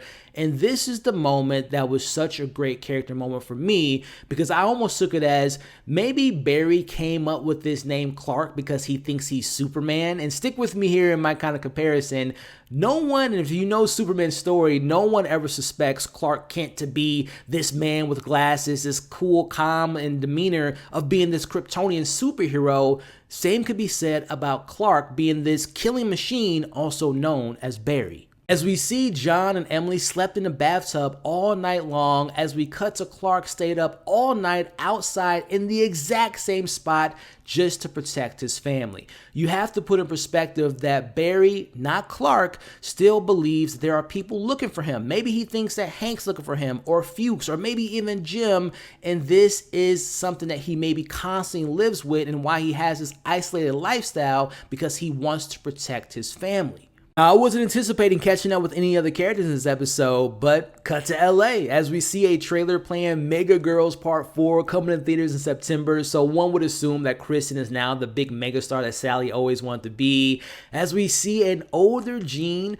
rocking a Jesus look, and he's come to talk to the head of WB. Now, it's been known that Gene went missing and thought to be dead for 8 years, but he says that he was just out of the country, as he knows WB wants to make a movie about Barry's story, and Gene has come out of hiding. Now, I believe he knew that Barry would come out of hiding as well, and Barry is no longer someone that Gene is afraid of. Now, back to Emily at work, we learned that Bertha was fired after his encounter with Emily, and she even blames him for stealing the money from the cash register, and just for some extra measure, we know that she has no guilty conscience of the situation. As we end the episode with Clark talking to John about the Albert story and how, again, he would do anything to protect John just like he did Albert. But more importantly in the scene, John tells him something that we've never heard be said to Barry throughout this entire series, and it was an honest moment. It had care, it had integrity, and it had meaning behind it. We see John tells his father that he loved him. Go back to all the episodes of this show, and in particular this season. What has Barry been seeking? That's love. He wanted love from Gene, from Sally, from even Fuchs at times, but they never gave it back to him. So you can just tell how much someone saying that they loved him meant to Barry in this scene. As we see what he's willing to do for his loved ones, Emily's watching a Natalie interview about how influential her show has been on a generation. She gets an alert from Google and it says Barry Berkman. As she yells Barry's name for the first time in this entire episode, she shows him that WB is indeed making a biopic about Barry Berkman, and Gene will be a consultant on this project. Goes back to someone telling his story, as we saw with the episode of The Journalist when he told Barry that Gene was telling his side of the story, and we saw Barry's reaction was to tell Gene to shut his mouth. Well, Barry doesn't want John to one day see this movie and find out the terrible things that Barry did, just like what happened when Barry found out the truth about Abraham Lincoln's legacy, which is such a great callback to the central theme of this episode. But in seriousness, I wonder how long Sally and Barry thought that they were going to plan on keeping John separated from the world and finding out the truth about his parents. But going back to it all and ending this episode, we see Clark must go back to Killer Barry mode, and he must kill Gene. Fourth and final season of Barry, and we're talking episode 6, which was titled The Wizard. Full spoilers ahead. As Barry prepares to leave to go back to LA, he attempts to prepare Sally for the worst case scenario and times her in assembling a gun to protect herself while he's gone. Now, this next line might not mean anything particularly, but when we see Barry saying to Sally that boys instinctively know how to use guns and how to drive cars, that to me might be foreshadowing to what might be a tragic ending to Barry and this made-up family that he's created. Now, really appreciated Sally in this scene as she confirms a question that I had in last week's episode. When there's maybe some heat or maybe some unwarranted attention on the Berkman family, they do decide to leave these different areas that they have lived in the past 8 years. So I really appreciate that confirmation there. And also just speaking to the Sally of it all in this scene, she refuses to put this gun together and makes some really good points on Barry's decision on killing Gene. As she says, you're going to kill him and you think this is going to kill the movie? And I'm with Sally in this moment 100%, because if anything, the Hollywood system would probably be more interested in making this movie after one of the lead characters actually dies in real life. Now, going back into this scene here, we see Barry lets her know that he only wants to kill Gene and no one else attached to this film, because the movie would come out and it'd be from Gene's point of view, which to Barry isn't the actual truth. And of course, he doesn't want John to ultimately see this movie one day. Barry's logic is definitely flawed here, and I believe that there's more complexities to his reasons why. I personally believe that deep down, Barry does want to kill him because one, that's just who Barry is. He's a killer, but also he looked up to Gene and he was ultimately left disappointed and devastated when he learned that Gene betrayed him, and even Sally points this out in this scene. Now we see Sally plays the God card on Barry as this goes against his newfound connection with God and goes against his message of killing because it's a big sin. Now we see this doesn't stop Barry as he gives Sally their only two options. Option one being either he killed Gene, or option B, they drop John off at an orphanage and they unalive themselves. Now as we see, Sally brings up the fact that John doesn't even know their real names, but Barry counters with John knowing the real her. Now to me, Barry is just so blinded by this false narrative that he's created in this made up fantasy of this happy life because he's so far down the rabbit hole, he doesn't even realize that Emily is exactly who John sees. I don't believe John has ever met the real version of Sally. As we see, Clark says his goodbyes and leaves John with a prayer as Emily is tasked with not leaving the home and attending to all their son's needs. We see John clearly doesn't want to spend the day with his mom as Clark promises that he'll return soon. Now, I'm pretty sure that this is most likely the only time that Emily and John have spent time together without Clark being around, and I'm also pretty confident that this is the first time in 8 years that Barry hasn't been around to keep Sally safe. As it's time to shine a light in the sky as the Raven is set free to spread his wings to fly, we cut to the Raven tatted up from head to toe as he's now officially out of jail. As I predicted weeks ago back in episode 4 that Fuchs got the gang and the family he wanted, but more importantly, he also gained a lot of respect from not just the inmates but also the guards as he didn't snitch on Barry, and we see him fully embracing the Raven persona. We see how much confidence he's gained in the last 8 years. We see him walk into a coffee shop. He manages to get the barista to instantly drop everything that she has going on, and she falls in love with him after he gave her just one simple look.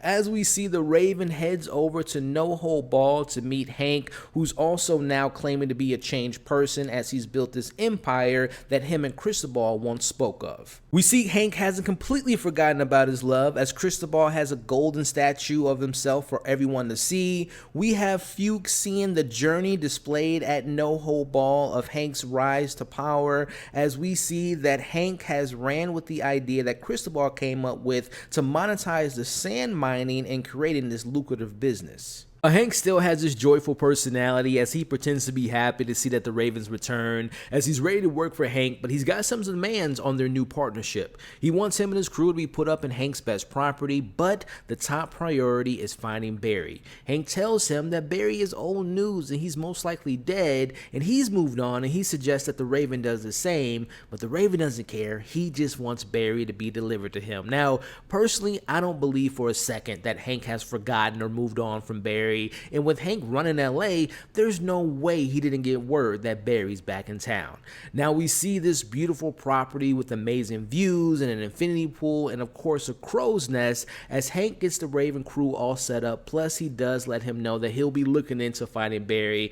But more important in this scene, Fuchs finds out from Hank that Gene is back in town, which I believe that the Raven will be looking for Gene in the coming episodes. Now speaking of Gene, we see him in this episode trying to pick up the pieces after missing for the last 8 years, as we have him meeting with the WB executive and we learn a little bit about the plot of the Barry Berkman movie. Now it's pitched as a thriller and a game of cat and mouse between the student and the teacher, in that Barry will be the lead of this film, not Gene. Instead, he will be the hero that defeats Barry. Now Gene isn't impressed by this pitch, and he actually knew that this was probably the direction the studio was going to take, as he claims he's a changed man and he's found true happiness in Israel, and he doesn't want this movie to be made. Now, part of me thinks that once she said that he wasn't going to be the lead of the movie, that was the thing that caused him for this movie not to be made. Now, part of me thinks that once she said that Gene wasn't going to be the lead of this movie, that was what caused him to say that he didn't want this movie to be made.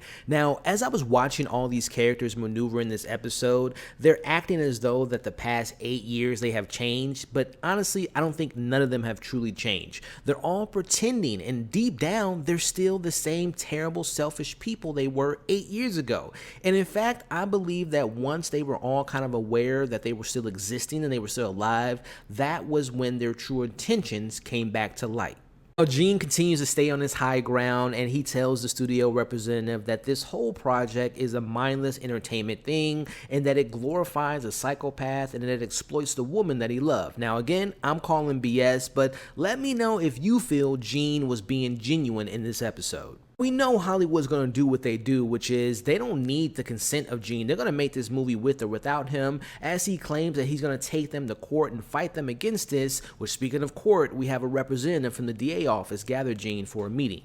At this meeting, we learned that Leo survived the shooting and that the DA truly had no idea where Barry was the last 8 years, as Gene continues to say that he came out of hiding to make sure that Barry doesn't get immortalized. Now, I want to point out that I thought it was just so interesting to see the parallel between Barry coming out of hiding to stop Gene from telling his side of the story. Meanwhile, Gene came out of hiding to stop Barry's story from getting out. I just thought that was a very interesting parallel throughout this episode. We get this important conversation between Leo and Gene as he explains his reasons why he's coming out of hiding to kill this Barry movie, but he also doesn't want the attention to him and his family. Now, I've personally always felt bad for Leo, especially getting shot, but in this scene, it just hit me that Gene and Sally are just seriously the worst parents. He's such a terrible father to Leo, which is definitely a central theme to this season.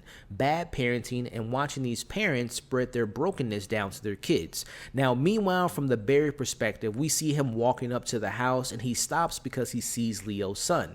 Now, I think the reason Barry stopped is because he was probably thinking of John, and he's already taken so many people that he's killed in his past away from their loved ones. Plus, we know that Leo and his son has nothing to do with Barry's plans on killing Gene. Now, it's so interesting to me to see this complicated relationships between the fathers and their son highlighted in this episode in particular, whether you look at Barry leaving his son John, Leo and Gene, as well as Leo's son maybe not understanding why Leo is just seamlessly accepting his father back in his life. Now let's go back and talk about John and Emily, as we see that she is just completely out of touch as a mother as she tries to get John to feel better about Clark leaving. Now, after failing to make a simple grilled cheese sandwich, we see that she decides to give her son alcohol to change his mood, as we know that that's something that she does when she's not in a good mood. Now, you see John is completely knocked out, he's wasted, he's not moving, he doesn't want to get up, and Sally just goes into the other room to take a nap. Now, this is where things get very, very interesting. In comes who I believe to be Bevel and maybe one of his friends seeking revenge from him getting fired in last week's episode. Now, Sally hears someone in her sleep and she goes to check on it, but she just believes it's the wind coming into the house, and we get a legit jump scare, as I believe, again, this is probably Bevel or one of his friends, all dressed in black. They have a black mask, and watching this person creeping around the house and following her to the bedroom was like legit creepy in my opinion. Now, ultimately, this person locks her in the room from the outside, and listen, I'm not exactly sure what happens next because we hear this commotion going on. Someone gets poked in the eye. John's still asleep. Meanwhile, Sally's trying to get the gun. She's in a panic mode, and then the house gets hit by a truck. They drive off, and all this is happening, and John is still asleep. Now, in this moment, I was 100% sure that someone was going to die. It didn't happen, obviously, but I do think that will happen probably by the end of this show. But the question is, did this actually happen, or was this maybe a metaphor for Sally, her literally living in a broken home in her eyes, especially without Barry being there to protect them? Now, assuming this is real, because going back to last week's episode when Barry stayed up all night after someone knocked on their door, and again, assuming that that person that knocked on her door was Bevel, who was most likely following Emily back home to find out where she lived, or again, was this maybe in her head? Now, I say that because we've seen Sally in this season. She's had these nightmares of that person she killed in last season, the biker. His ghost followed her in, I believe, 2 previous episodes this season. So was it maybe the ghost that haunts her? Was it Bevel? Was it real? Let me know what you all thought about that scene as we see her calling Barry to come home, and John finally wakes up. We've been talking about Barry the whole time. Let's check in on him on this episode, who is discovering if murder is not a sin. We see as Barry is traveling back to LA, we have him going throughout this episode, listening to these different pastors speaking on what it means to sin. But not just any sin, but in particularly what it means to murder someone, which automatically to me shows that at least in the last 8 years, Barry has probably been the only character that's attempted to change his old ways, and he thinks that he left the past behind him. him, because as we'll discuss, there's moments in this episode that he questions if he really truly wants to sin again, if he wants to kill again, but secretly, I think he can't shut that part off inside of him completely. I got a kick out of him seeking just one approval from one of those pastors, regardless of what their message was or their intentions. He just wanted that one yes. And we got some of the most comedic moments in this episode, especially when he's going to get the gun and we get the line, "You can't just kill anyone that crosses you. That's murder and you will definitely go to hell." That moment there just absolutely took me out. That was such a funny moment. But he heads over, like I said earlier, to Gene's son's house, Leo, waiting for him to arrive. And again, we talked about that, breaking down the scene. But as he was driving up, when he was listening to the radio about that pastor who used to be a hockey player and served 10 years in prison. But the thing that he got out of that scene was he finally got that approval that he was looking for. And again, in that scene, the key thing that happened was Barry was just truly seeking a sign from God, and he got that sign. This was his time to get his revenge on Gene. As we end the episode, as the theme of watching these characters creating their own perfect lives, we see that the Raven is celebrating with his new family, his barista partner, and now he has a daughter. As the Raven is drunk off his ass, he's going on and on and on about Hank's new empire, and he didn't know that Hank had it in him, and he didn't know that he was able to create this empire. But then he crosses the line by saying that he didn't know that Hank had it in him to have Cristobal killed, and everyone knows about it. Now, this clearly upsets Hank because he's clearly in denial, as is everyone else in this show, and this leads him to ending the deal with the Raven. Now the question is this deal really dead, or will we see the Raven try to kill Hank, or will Hank try to kill the Raven? Which, speaking of killing, my favorite part of this episode, we have Barry now following Gene back to his house, and it appears that everything is going as smoothly as possible as we see Gene walks in and leaves the door wide open. Almost feel like a trap, right? But Barry doesn't see it as a trap. Instead, this is the sign that Barry has been looking for from God. This is his opportunity to kill the man that he loved and ultimately betrayed him. As we see, Gene's calling for Tom, and he's walking around kind of aimlessly. As Barry gets closer to the door, he ultimately opens the door, and out of nowhere, he's taken down from behind. As we cut to Barry being tied up to a chair, and we notice that this is a very familiar garage, as is no other than the garage of Jim Moss. And this was the moment I've been waiting for.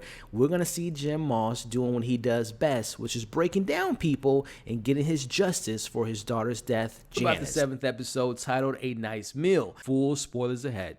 As we pick up from last week's moments of Barry being captured by Jim, as we hear Barry praying to God to give him courage and to watch over him and keeping John safe, as Jim gives Barry the best Batman meets Rorschach impression I've ever heard, as he says to Barry, "Oh, you're a man of God now. You think because you repented, you get to choose where you go after you die? You know where you're going and you're afraid. This is all in your head, Barry." I am so sorry for that terrible impression, but in all seriousness, the important line there that I thought was very important was, "It's all in your head, Barry." Is this show telling us that this is not even happening? This is all fake? We'll talk about that later, but we see Barry can't feel his arms and legs, and Jim tells him, "I cut them off." Yes, he cut his arms and legs off, and he wants Barry to experience his loved ones one last time, as we get a shot of little John. Now, let me tell y'all something right now. Look, before it was revealed, number one, that his arms and legs are still attached to his body, but then we see Jim has Barry hooked up to some type of sensory device that channels your brain to locations that you're familiar with, as we see the land that Barry lives on with his family. But we also see that same beach where Barry's victims were in season 3, which might be some foreshadowing, but let me go back to it. I legit thought that Jim chopped off his arms and legs. This intro gave me complete chills. Let's talk about what's going on in Gene in this episode. And like I said last week, he has not changed one bit. As we see, he's created this article online for people to support not making the Barry movie. As the headline reads, "Don't let Warner Brothers exploit her death. Hashtag stop the Barry Berkman movie." We see Tom commends Gene for taking this honorable path, as Gene is committed to stopping this movie from happening. Now, this scene was just so funny to me because it's like a perfect example to me as far as today's society. We know that Gene had the energy last week to threaten Warner Brothers, taking him to court, but now that same energy has been applied to going behind a hashtag. That foot has been released off the pedal, and we see that, number one, in this scene, but we definitely see it's completely off the pedal. He's out of the car at that point by the end of the episode. But again, the society of it all, and listen, this is nothing against hashtags, because there are definitely some good hashtags out there that bring awareness to things, right? But I feel as though, as Gene, what he was doing last week, putting the pressure on these companies, putting the pressures on people that you think are doing harm, but you got to get your hands dirty. You can't just stand behind a hashtag. So I love how this scene kind of represents some of the stuff that we see in today's society. But we cut to Gene meditating as he gets a call from Matt. Now, Matt claims to be some big-time agent, and he has a big client that wants to play him. Now, we see Gene initially is committed to, again, not supporting this movie at all, until he learns that that client is arguably one of the greatest actors of all time, that is Daniel Day-Lewis, and he is now interested in playing the Gene character. Now, you see immediately the whole killing this movie is slowly no longer on top of Gene's mind, and now, as I mentioned last week, these characters are not changed people from the last 8 years. Or maybe you can say this could be a product of them being back in LA and being in the Hollywood system, and it kind of clouts their judgment and takes away any remnants of them being good people. I'm more so believing they never changed, but also I know that Hollywood definitely has corrupted these characters. After Gene set up this meeting, he gets another surprise call, and it is from Sally, as they're both surprised that each one of them are still alive. And we know that Sally is surprised that he's alive because we know that Barry's there to kill him. But I do want to mention, didn't Gene say to Leo that he had a brand new phone? He didn't have his old phone. I might be mistaken in that, but it also could be, if I am remembering that scene right, he might have kept his own phone because he wanted to keep all those Hollywood connects. Just kind of shows you that he had one foot in, one foot out. He wanted to try to live a new life, but like a lot of these characters, they can't change from their past. Let me know what you all think about that there. But we know that Sally has now traveled back to Los Angeles, and she needs his help. Gene tells her that he can't miss this meeting, but he advises her to go to his house where they'll meet up later. Now, Sally's in full panic mode in this scene, as she has no clue what to do with John. And this is just more proof, like I mentioned last week, that she has never spent this much solo time with her son without Barry being around, and really has no idea how to be a mother. More on that a little bit later, but let's get to this meeting here, as Matt's got some good news for Gene, that Mark Wahlberg wants to produce this movie, but also he wants to star in it and he wants to play Barry. But there's a catch. Mark doesn't want to be seen as a cop killer, and we see Gene now, once he heard that, completely abandons this new found happiness and his new peace, and the whole hashtag Stop the Barry movie is no longer a thing in his brain. But now this is a great way to get Janice's story out there, and Barry, this just blew my mind when he said this to Matt.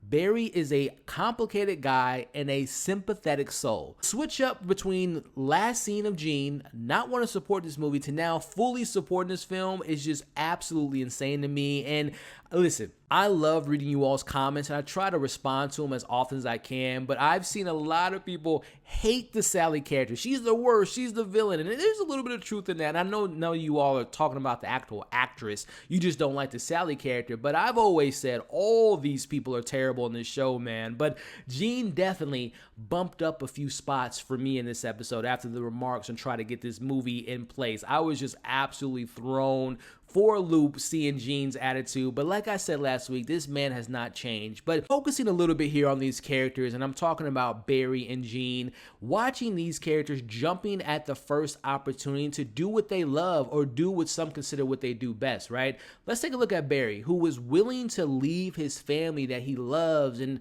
leave this newfound religion with God, all so he can kill again, and paralleling that to Gene, willing to break this journey of peace and happiness and rebuilding the relationships he's destroyed, but now he's throwing that back now that he has the opportunity to get back in the limelight. Which, speaking of the limelight, let's talk about my man NoHo Hank, who only meant office supplies. We see NoHo Hank is looking at the golden statue of Cristobal, which to me might be some type of tradition that NoHo Hank does whenever he's feeling down or lost, that he kind of comes to that looking for some type of guidance, because we know Cristobal was his support system.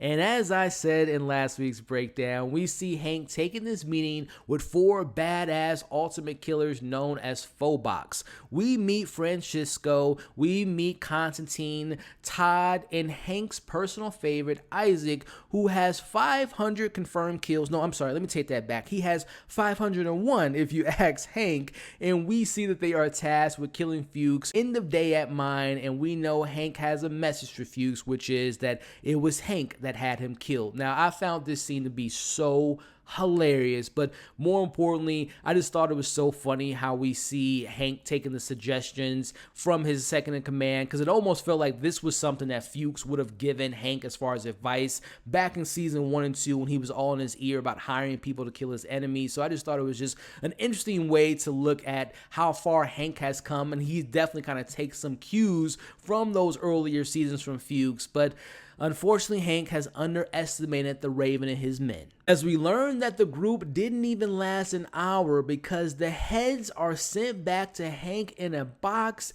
and we see that one of Hank's men suggests that they go to the house and they take out Fuchs, and the house doesn't really matter. Hank takes that as an idea that they take matters into their own hands, and man, that was one terrible idea. Which, speaking of Fuchs, this might be the funniest scene of this entire series.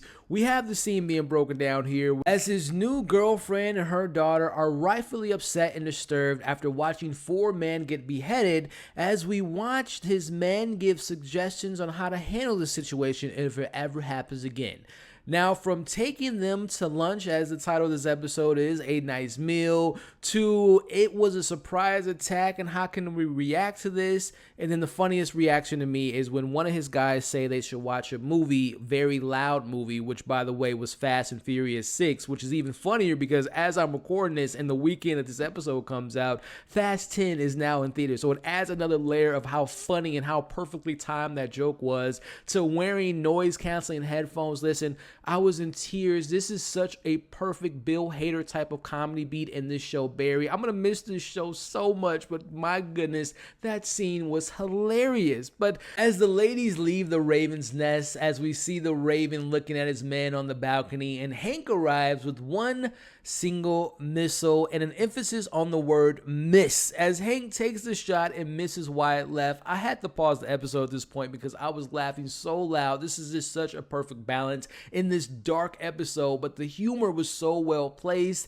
as Hank finds out that they only brought one because of budget cuts, and we see the Raven's men begin to shoot at them, leaving Hank's men dead, and they're being chased down. Now Hank is on the phone with Fuchs and he wants us to end the feud. He's falling down the bushes and down the hill. Now I don't know, going back to the Fast and Furious reference, I don't know who's luckier in this moment. Was it Hank being shot out by the Raven's men who are like stormtroopers? I don't know how they missed killing Hank at that moment, or is it Dom Toretto? Who was luckier? Let me know.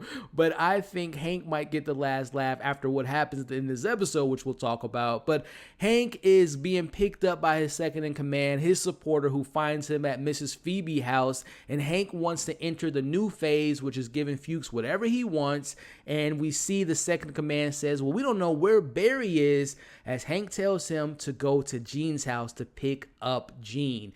Which, speaking of Jean, let's talk about Sally at the house. She still has no plan in place, as we see that she's telling John that everything will be okay and that Barry and Jean are going to talk and they're going to be one big happy family again, as she is now fully in a full panic mode. She's in shock. She is breaking down and crying. And for a split second there, when she looked back at that police officer, I had a feeling that she was just going to leave John there and just walk away from the whole situation, which she didn't, but instead, she walks over to the police officer, and as she gets closer and closer, and I'm going to come in, future Elliot here, doing a quick edit. So as I'm editing this video, I want to come in and mention something in this scene here. And when she's walking up to the police officer, which turns out to be the ghost that's been haunting her all season, that biker, which by the way, is that biker really even there? Is it all in her head again? But let's just say that she saw a police officer, but it was the biker that she saw in the face, and her guilty conscience made him look like the biker because obviously it's haunting her. But she walks up to the biker slash cop and says, I want to turn myself in. Now, immediately I'm thinking, well, she's turning herself in because of the guilty conscience. She killed the biker. The body was disposed of due to Barry. But what if she had another crime that she was turning herself in? What if Barry and Sally kidnap John? What if they're not the actual biological parents, but instead they want this happy life? Barry finds his baby. That would explain why she's acting so weird and she doesn't act like a mother towards John, because that's not really her child. Am I thinking too much into it?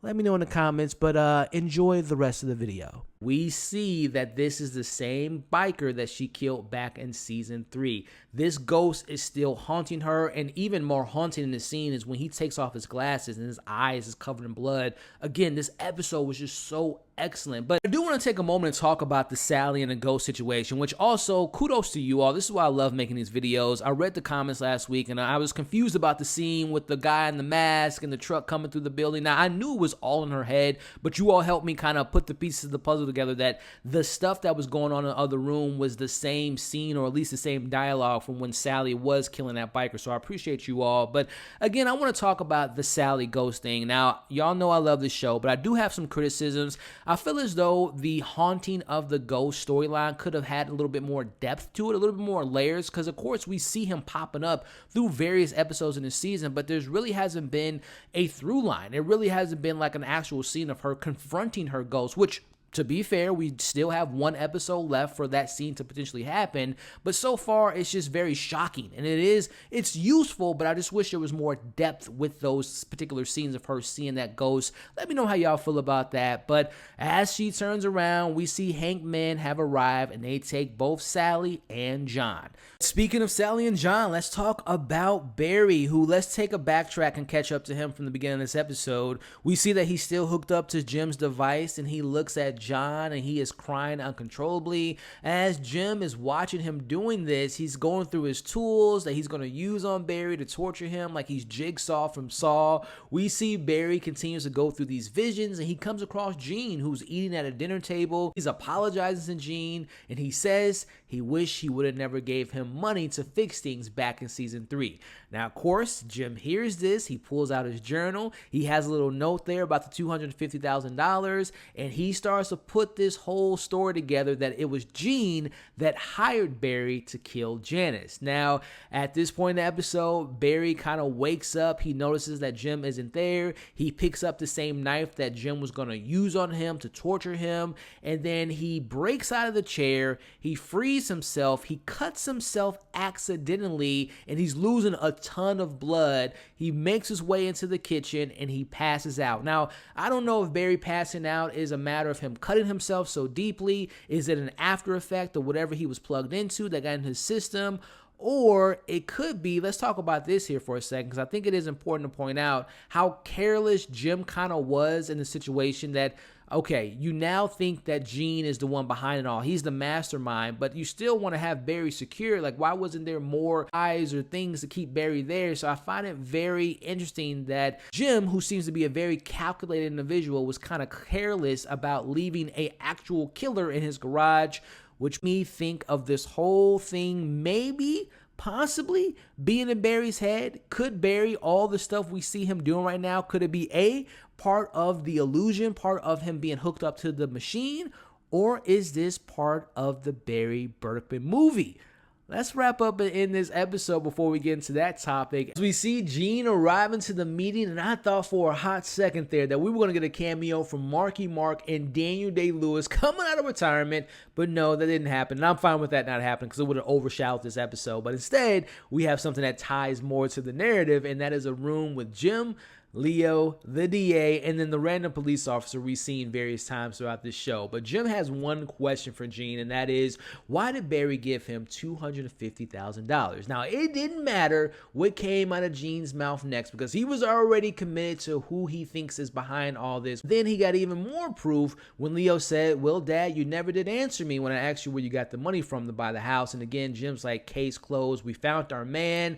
We have the DA saying, well, you know, you have Barry who would have did anything for Gene, and he comes up with the whole thing of, again, that it was Gene that hired Barry to kill Janice after she found the drug money in the theater back in season 1. Again, I'm just sitting here with my mouth on the ground, and we get one of the best compliments that Gene has ever gotten in the show, especially coming from someone like Jim. Gene, you are a great actor. I mean, listen, under different circumstances, Gene would have loved to have heard that, right? But I compare that line, Gene hearing that from someone, very similar to when Barry heard his son say that he loved him. It meant the same thing, right? But again, this is what I want to point at right now. What did it take for Gene to hear that he was a great actor? Just like, what did it take for Barry to hear from someone that he loved say that he loved him? At what cost? We know how many dead bodies Barry had to get to this point. We know what Gene had to do of escaping Hollywood, but then finding himself back into the Hollywood system, all to be called a great actor. But again, what had to happen for him to hear that? You can say the same thing about Hank. Everything he did to run LA, what did he have to do? He lost Cristobal. Then shining the light on Sally, running away from her dreams and her career to become a mother. But again, at what cost? All these characters have lied. Some of them have killed to chase their dreams, but their nightmares have found them in the worst possible time. Let's wrap up the episode with our final scene as Hank has officially met Sally, but this is the first time that John has also met his mother because Hank pulls off her wig and calls her Sally in front of him. Now, notice how John is sitting there with, number one, the Coke that Hank got from Mrs. Phoebe that he didn't want to drink, but he is sitting there, he's kind of breathing heavily, but he's calm in this situation, and I want to bring that up because remember the first time we met John? It was in a fight. He was fighting that kid, and we know he has that rage in him, not only from his mother, but also from Barry. So I wouldn't be surprised if by next week in the finale, we see little John go full Lily on Hank in the finale. I have my fingers crossed that we're going to see that little man go crazy on some people. But speaking of rage, we cut over to Barry, who's finally woken up. He's hearing his phone ring. He answered. He's immediately apologizing to Sally for not answering the call. But he finds out it's not Sally on the other end. Instead, it's Hank, and he tells him he better meet him at the location he's going to text him if he wants to see his family again. It's fourth and final season, and we're talking about episode 8, which is the series finale, simply titled Wow, and full spoilers ahead. As we open with the Raven getting a call from Hank, who's trying to make peace, as the Raven doesn't want to talk nor meet, but once he sees Hank has Sally, but more importantly, he has Barry's son, we see he changes his tone and he's headed to meet with Hank. Now we see Hank speaking to Sally about how Barry makes you feel like you believe that he can help you out, as he wishes her and John good luck because their fate isn't up for him to decide. Now cut to Barry doing his best Neo impression from The Matrix as he returns to the store for guns. Gotta say, watching this hitman serial killer walking through the store, passing all these families with assault rifles attached to him is definitely an ultimate scary reality of the gun control that we suffer with in today's climate, as Barry is preparing to go to war to save his manufactured family. Now we see the press conference being held on the reopening of Janice's case, as we see Jim tells the public that Gene is responsible for killing his daughter and all he wants is justice for Janice, as we see Gene is watching this. Now, I know it's innocent until proven guilty, and I know that there's going to be a case and a trial ahead, but am I the only one that was kind of surprised that Gene managed to walk away from last week's moment with him being in a literal room with a DA, Jim, and a police officer? Very surprised that he was able to make it out of that room without being handcuffed. But back with Sally, John wants to know what's happening, and for the first time ever, Sally tells him the truth. Now she tells John that his parents are fugitives and that his father killed a lot of people, and not because he's a soldier, but because he's a murderer, and she's one as well. We see Sally comes to realize that she deserves whatever is about to come to her, but John doesn't deserve this life because he's a good kid and that he's always done the right thing. Now, to me, this was a great callback to the words that Barry latched himself onto seasons ago when he was told that he was a good person. This acknowledgement of Sally realizing that she's a bad mother and has been method acting for the last 8 years was such a great example to me of this episode, having the main characters finally coming to terms with them living a lie and creating a new story for themselves in order to forget who they used to be. But I also believe Sally saying over and over again that she's sorry to John as she's crying and having him hug her, and maybe John not really completely understanding or processing everything she just told him, but the fact that he still hugged her and accepted her, the real her, to me, the moment that she finally became his mother. The Ravens men head to Hank. We see the players are being all set in place, and we have the standoff between the two different groups. Now, the Raven doesn't want Sally. He just wants the kid, or else he's going to walk away from this deal. As they gather John, we see the Raven tells Hank that he's lucky that Barry fell into his lap, but he's also lucky to have come across this empire that was handed to him on a silver platter. But then he poses a question to Hank: at what cost? As he brings up the love of his life. Now, I want you all to notice that the Raven and this new made-up version of Hank was put aside during this scene, as Fuchs admits that he created this false narrative and this image of him being a soldier who never fought in the battle of his life, and him being a fake mentor to men like Barry. But it all changed when he was beaten every day in prison and he realized he was a man with no heart. Now, Hank doesn't want to believe that he's anything like Fuchs, as he's throwing insults at him, and we see Fuchs pitches him a new deal. The deal is very simple. He'll walk away forever. All Hank has to do is to reveal his true identity and accept that he killed the love of his life, Cristobal, and that he was scared and he created this new person to forget what he did. Now, if you look at this scene again for a second there's only two people in this room, really. Hank and Fuchs are the only two people that are there. No protection, no Sally, no John. Forget the fact that Barry's coming to kill them both. We're just witnessing two people who, like Sally in the previous scene, reveal themselves in a moment of vulnerability. As John finally enters the room, we see Fuchs looks at him and sees something familiar, which to me speaks to Fuchs seeing a version of when he met little Barry for the first time, and he wants to handle things a lot differently. As Hank stops crying after showing his true self, he goes back to the person he created and kills the deal, which ends up getting him killed along with all of his men. As we get this Quentin Tarantino-like scene of complete chaos and carnage, as all the men begin to kill one another, as we see limbs flying over the place, we have a grenade being thrown. It's a complete massacre. Now the camera pans over, we see that Fuchs is covering John to protect him, and he wants to get him to his father, showing that he does have a heart. Barry finally arrives and he is prepared to die, as he prays to God that he's willing to sacrifice himself for John, and that by doing this he will redeem himself and he will sit next to God in his rightful place in the kingdom of heaven. Wow, Barry, delusional in this moment here. As we know, Barry was looking for a sign from God 2 episodes ago. Well, it appears that this sign that he was looking for and his prayers have come true, as he's reunited with John without having to sacrifice himself. But we get a very special moment between another father and son like relationship between Fuchs and Barry. As John hugs his dad with happiness, Barry and Fuchs say no words, but they just give each other a look that says it all.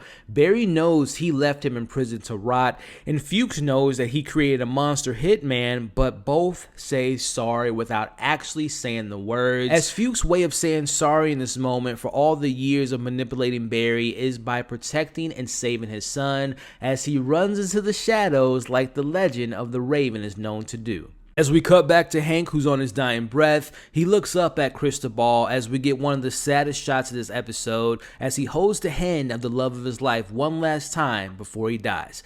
I'm not gonna lie, I definitely got emotional saying goodbye to NoHo Hank. I want to thank you, NoHo Hank, for being one of my favorite characters on TV in the last 5 years. But speaking of goodbyes, it's time to wrap up this episode. Back together as a family, we see Sally sees and reads the article about Jean being the murder suspect in the Janice case, and she knows this isn't the truth. As John lays between them, almost like a perfect example of the manifestation of a lie being created between these two 8 years ago, it's time for Barry to face his own truth, as Sally tells him he has to turn himself in order to make things right. But like Hank, Barry doesn't want to face the truth, and he wants to believe that God answered his prayers and he's been spared and he has been redeemed. Talk about wow. Barry doesn't want to take accountability nor responsibility for his actions, but I'm not going to lie, in this moment I said to myself, did Sally really take responsibility of what she allowed Barry to do to cover up her murder? Very curious about your thoughts on that. But as we cut to the next morning, Barry wakes up to find his family is missing, and he immediately heads over to Jean's house.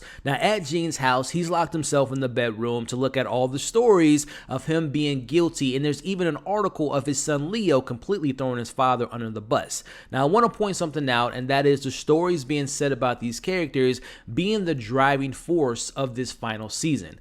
Barry not wanting Gene to tell his side of the story, Gene not wanting his version of the story of Janice being told, Sally not wanting her story to be written by Hollywood of her 15 minutes of fame, and even NoHo Hank not wanting the story of him killing the love of his life because he was afraid. The stories and the narrative is such an important key factor of this finale. As Tom pretends to be the last friend that has Gene's back, we see that this was all a lie because he's all packed up and ready to leave, and he doesn't want to be looked at as a potential accomplice in this case involving Janice. As he opens the door, Barry has arrived. We see Barry is screaming for Sally and John as Gene is in the other room getting that gun that was gifted to him as he's ready to finally use it. We see Tom tells Barry that this is such a coincidence or a sign that Barry arrived at this exact point because Barry is the only one who can save Gene.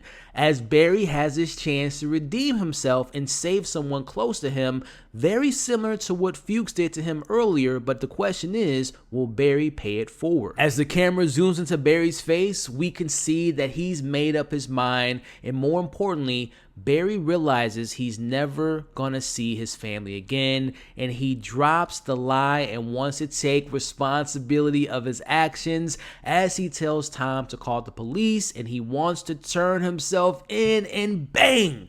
Gene shoots him in the upper chest as Barry says, "Wow," as if he wouldn't ever imagine Gene taking that shot, as Gene shoots Barry in the head, killing him. As we cut to back, we see Gene sitting there and we pan out to see Barry Berkman is dead. I want to take a moment to appreciate the extraordinary work from Bill Hader, not only from what he brought to this character, but the amazing work he did directing these episodes, writing these episodes. I will also remember him being a master storyteller and Barry being one of the most simple but also complex characters on TV in recent memory.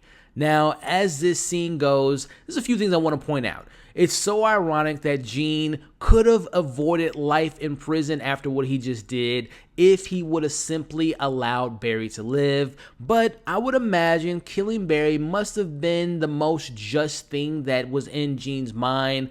But again, seeing both characters wanting their version of the story to be out there ended up ending them both. The fact that both men came to LA for one thing, and that was for Barry to kill Gene, and Gene wanted to kill the movie, but both ended up killing each other. One clearly dead and the other serving life in prison because they allowed their past selves to be their demise. Gene wanted fame, Barry wanted revenge. As we end the episode with another time jump that was maybe 8 to 10 years into the future, as we see Sally, now an acting teacher, on stage getting a round of applause from the audience, as we see John now being played by Jaden Martell, who looks at his mom with happiness because of what she accomplished. We see Sally gets invited on a date by a new teacher, but she declines because you have to imagine that after her last two relationships, one being an abuser and the other being a hitman, falling in love isn't a top priority for Sally. As John is going to hang out with a friend for the night, we get a very special moment between the two characters.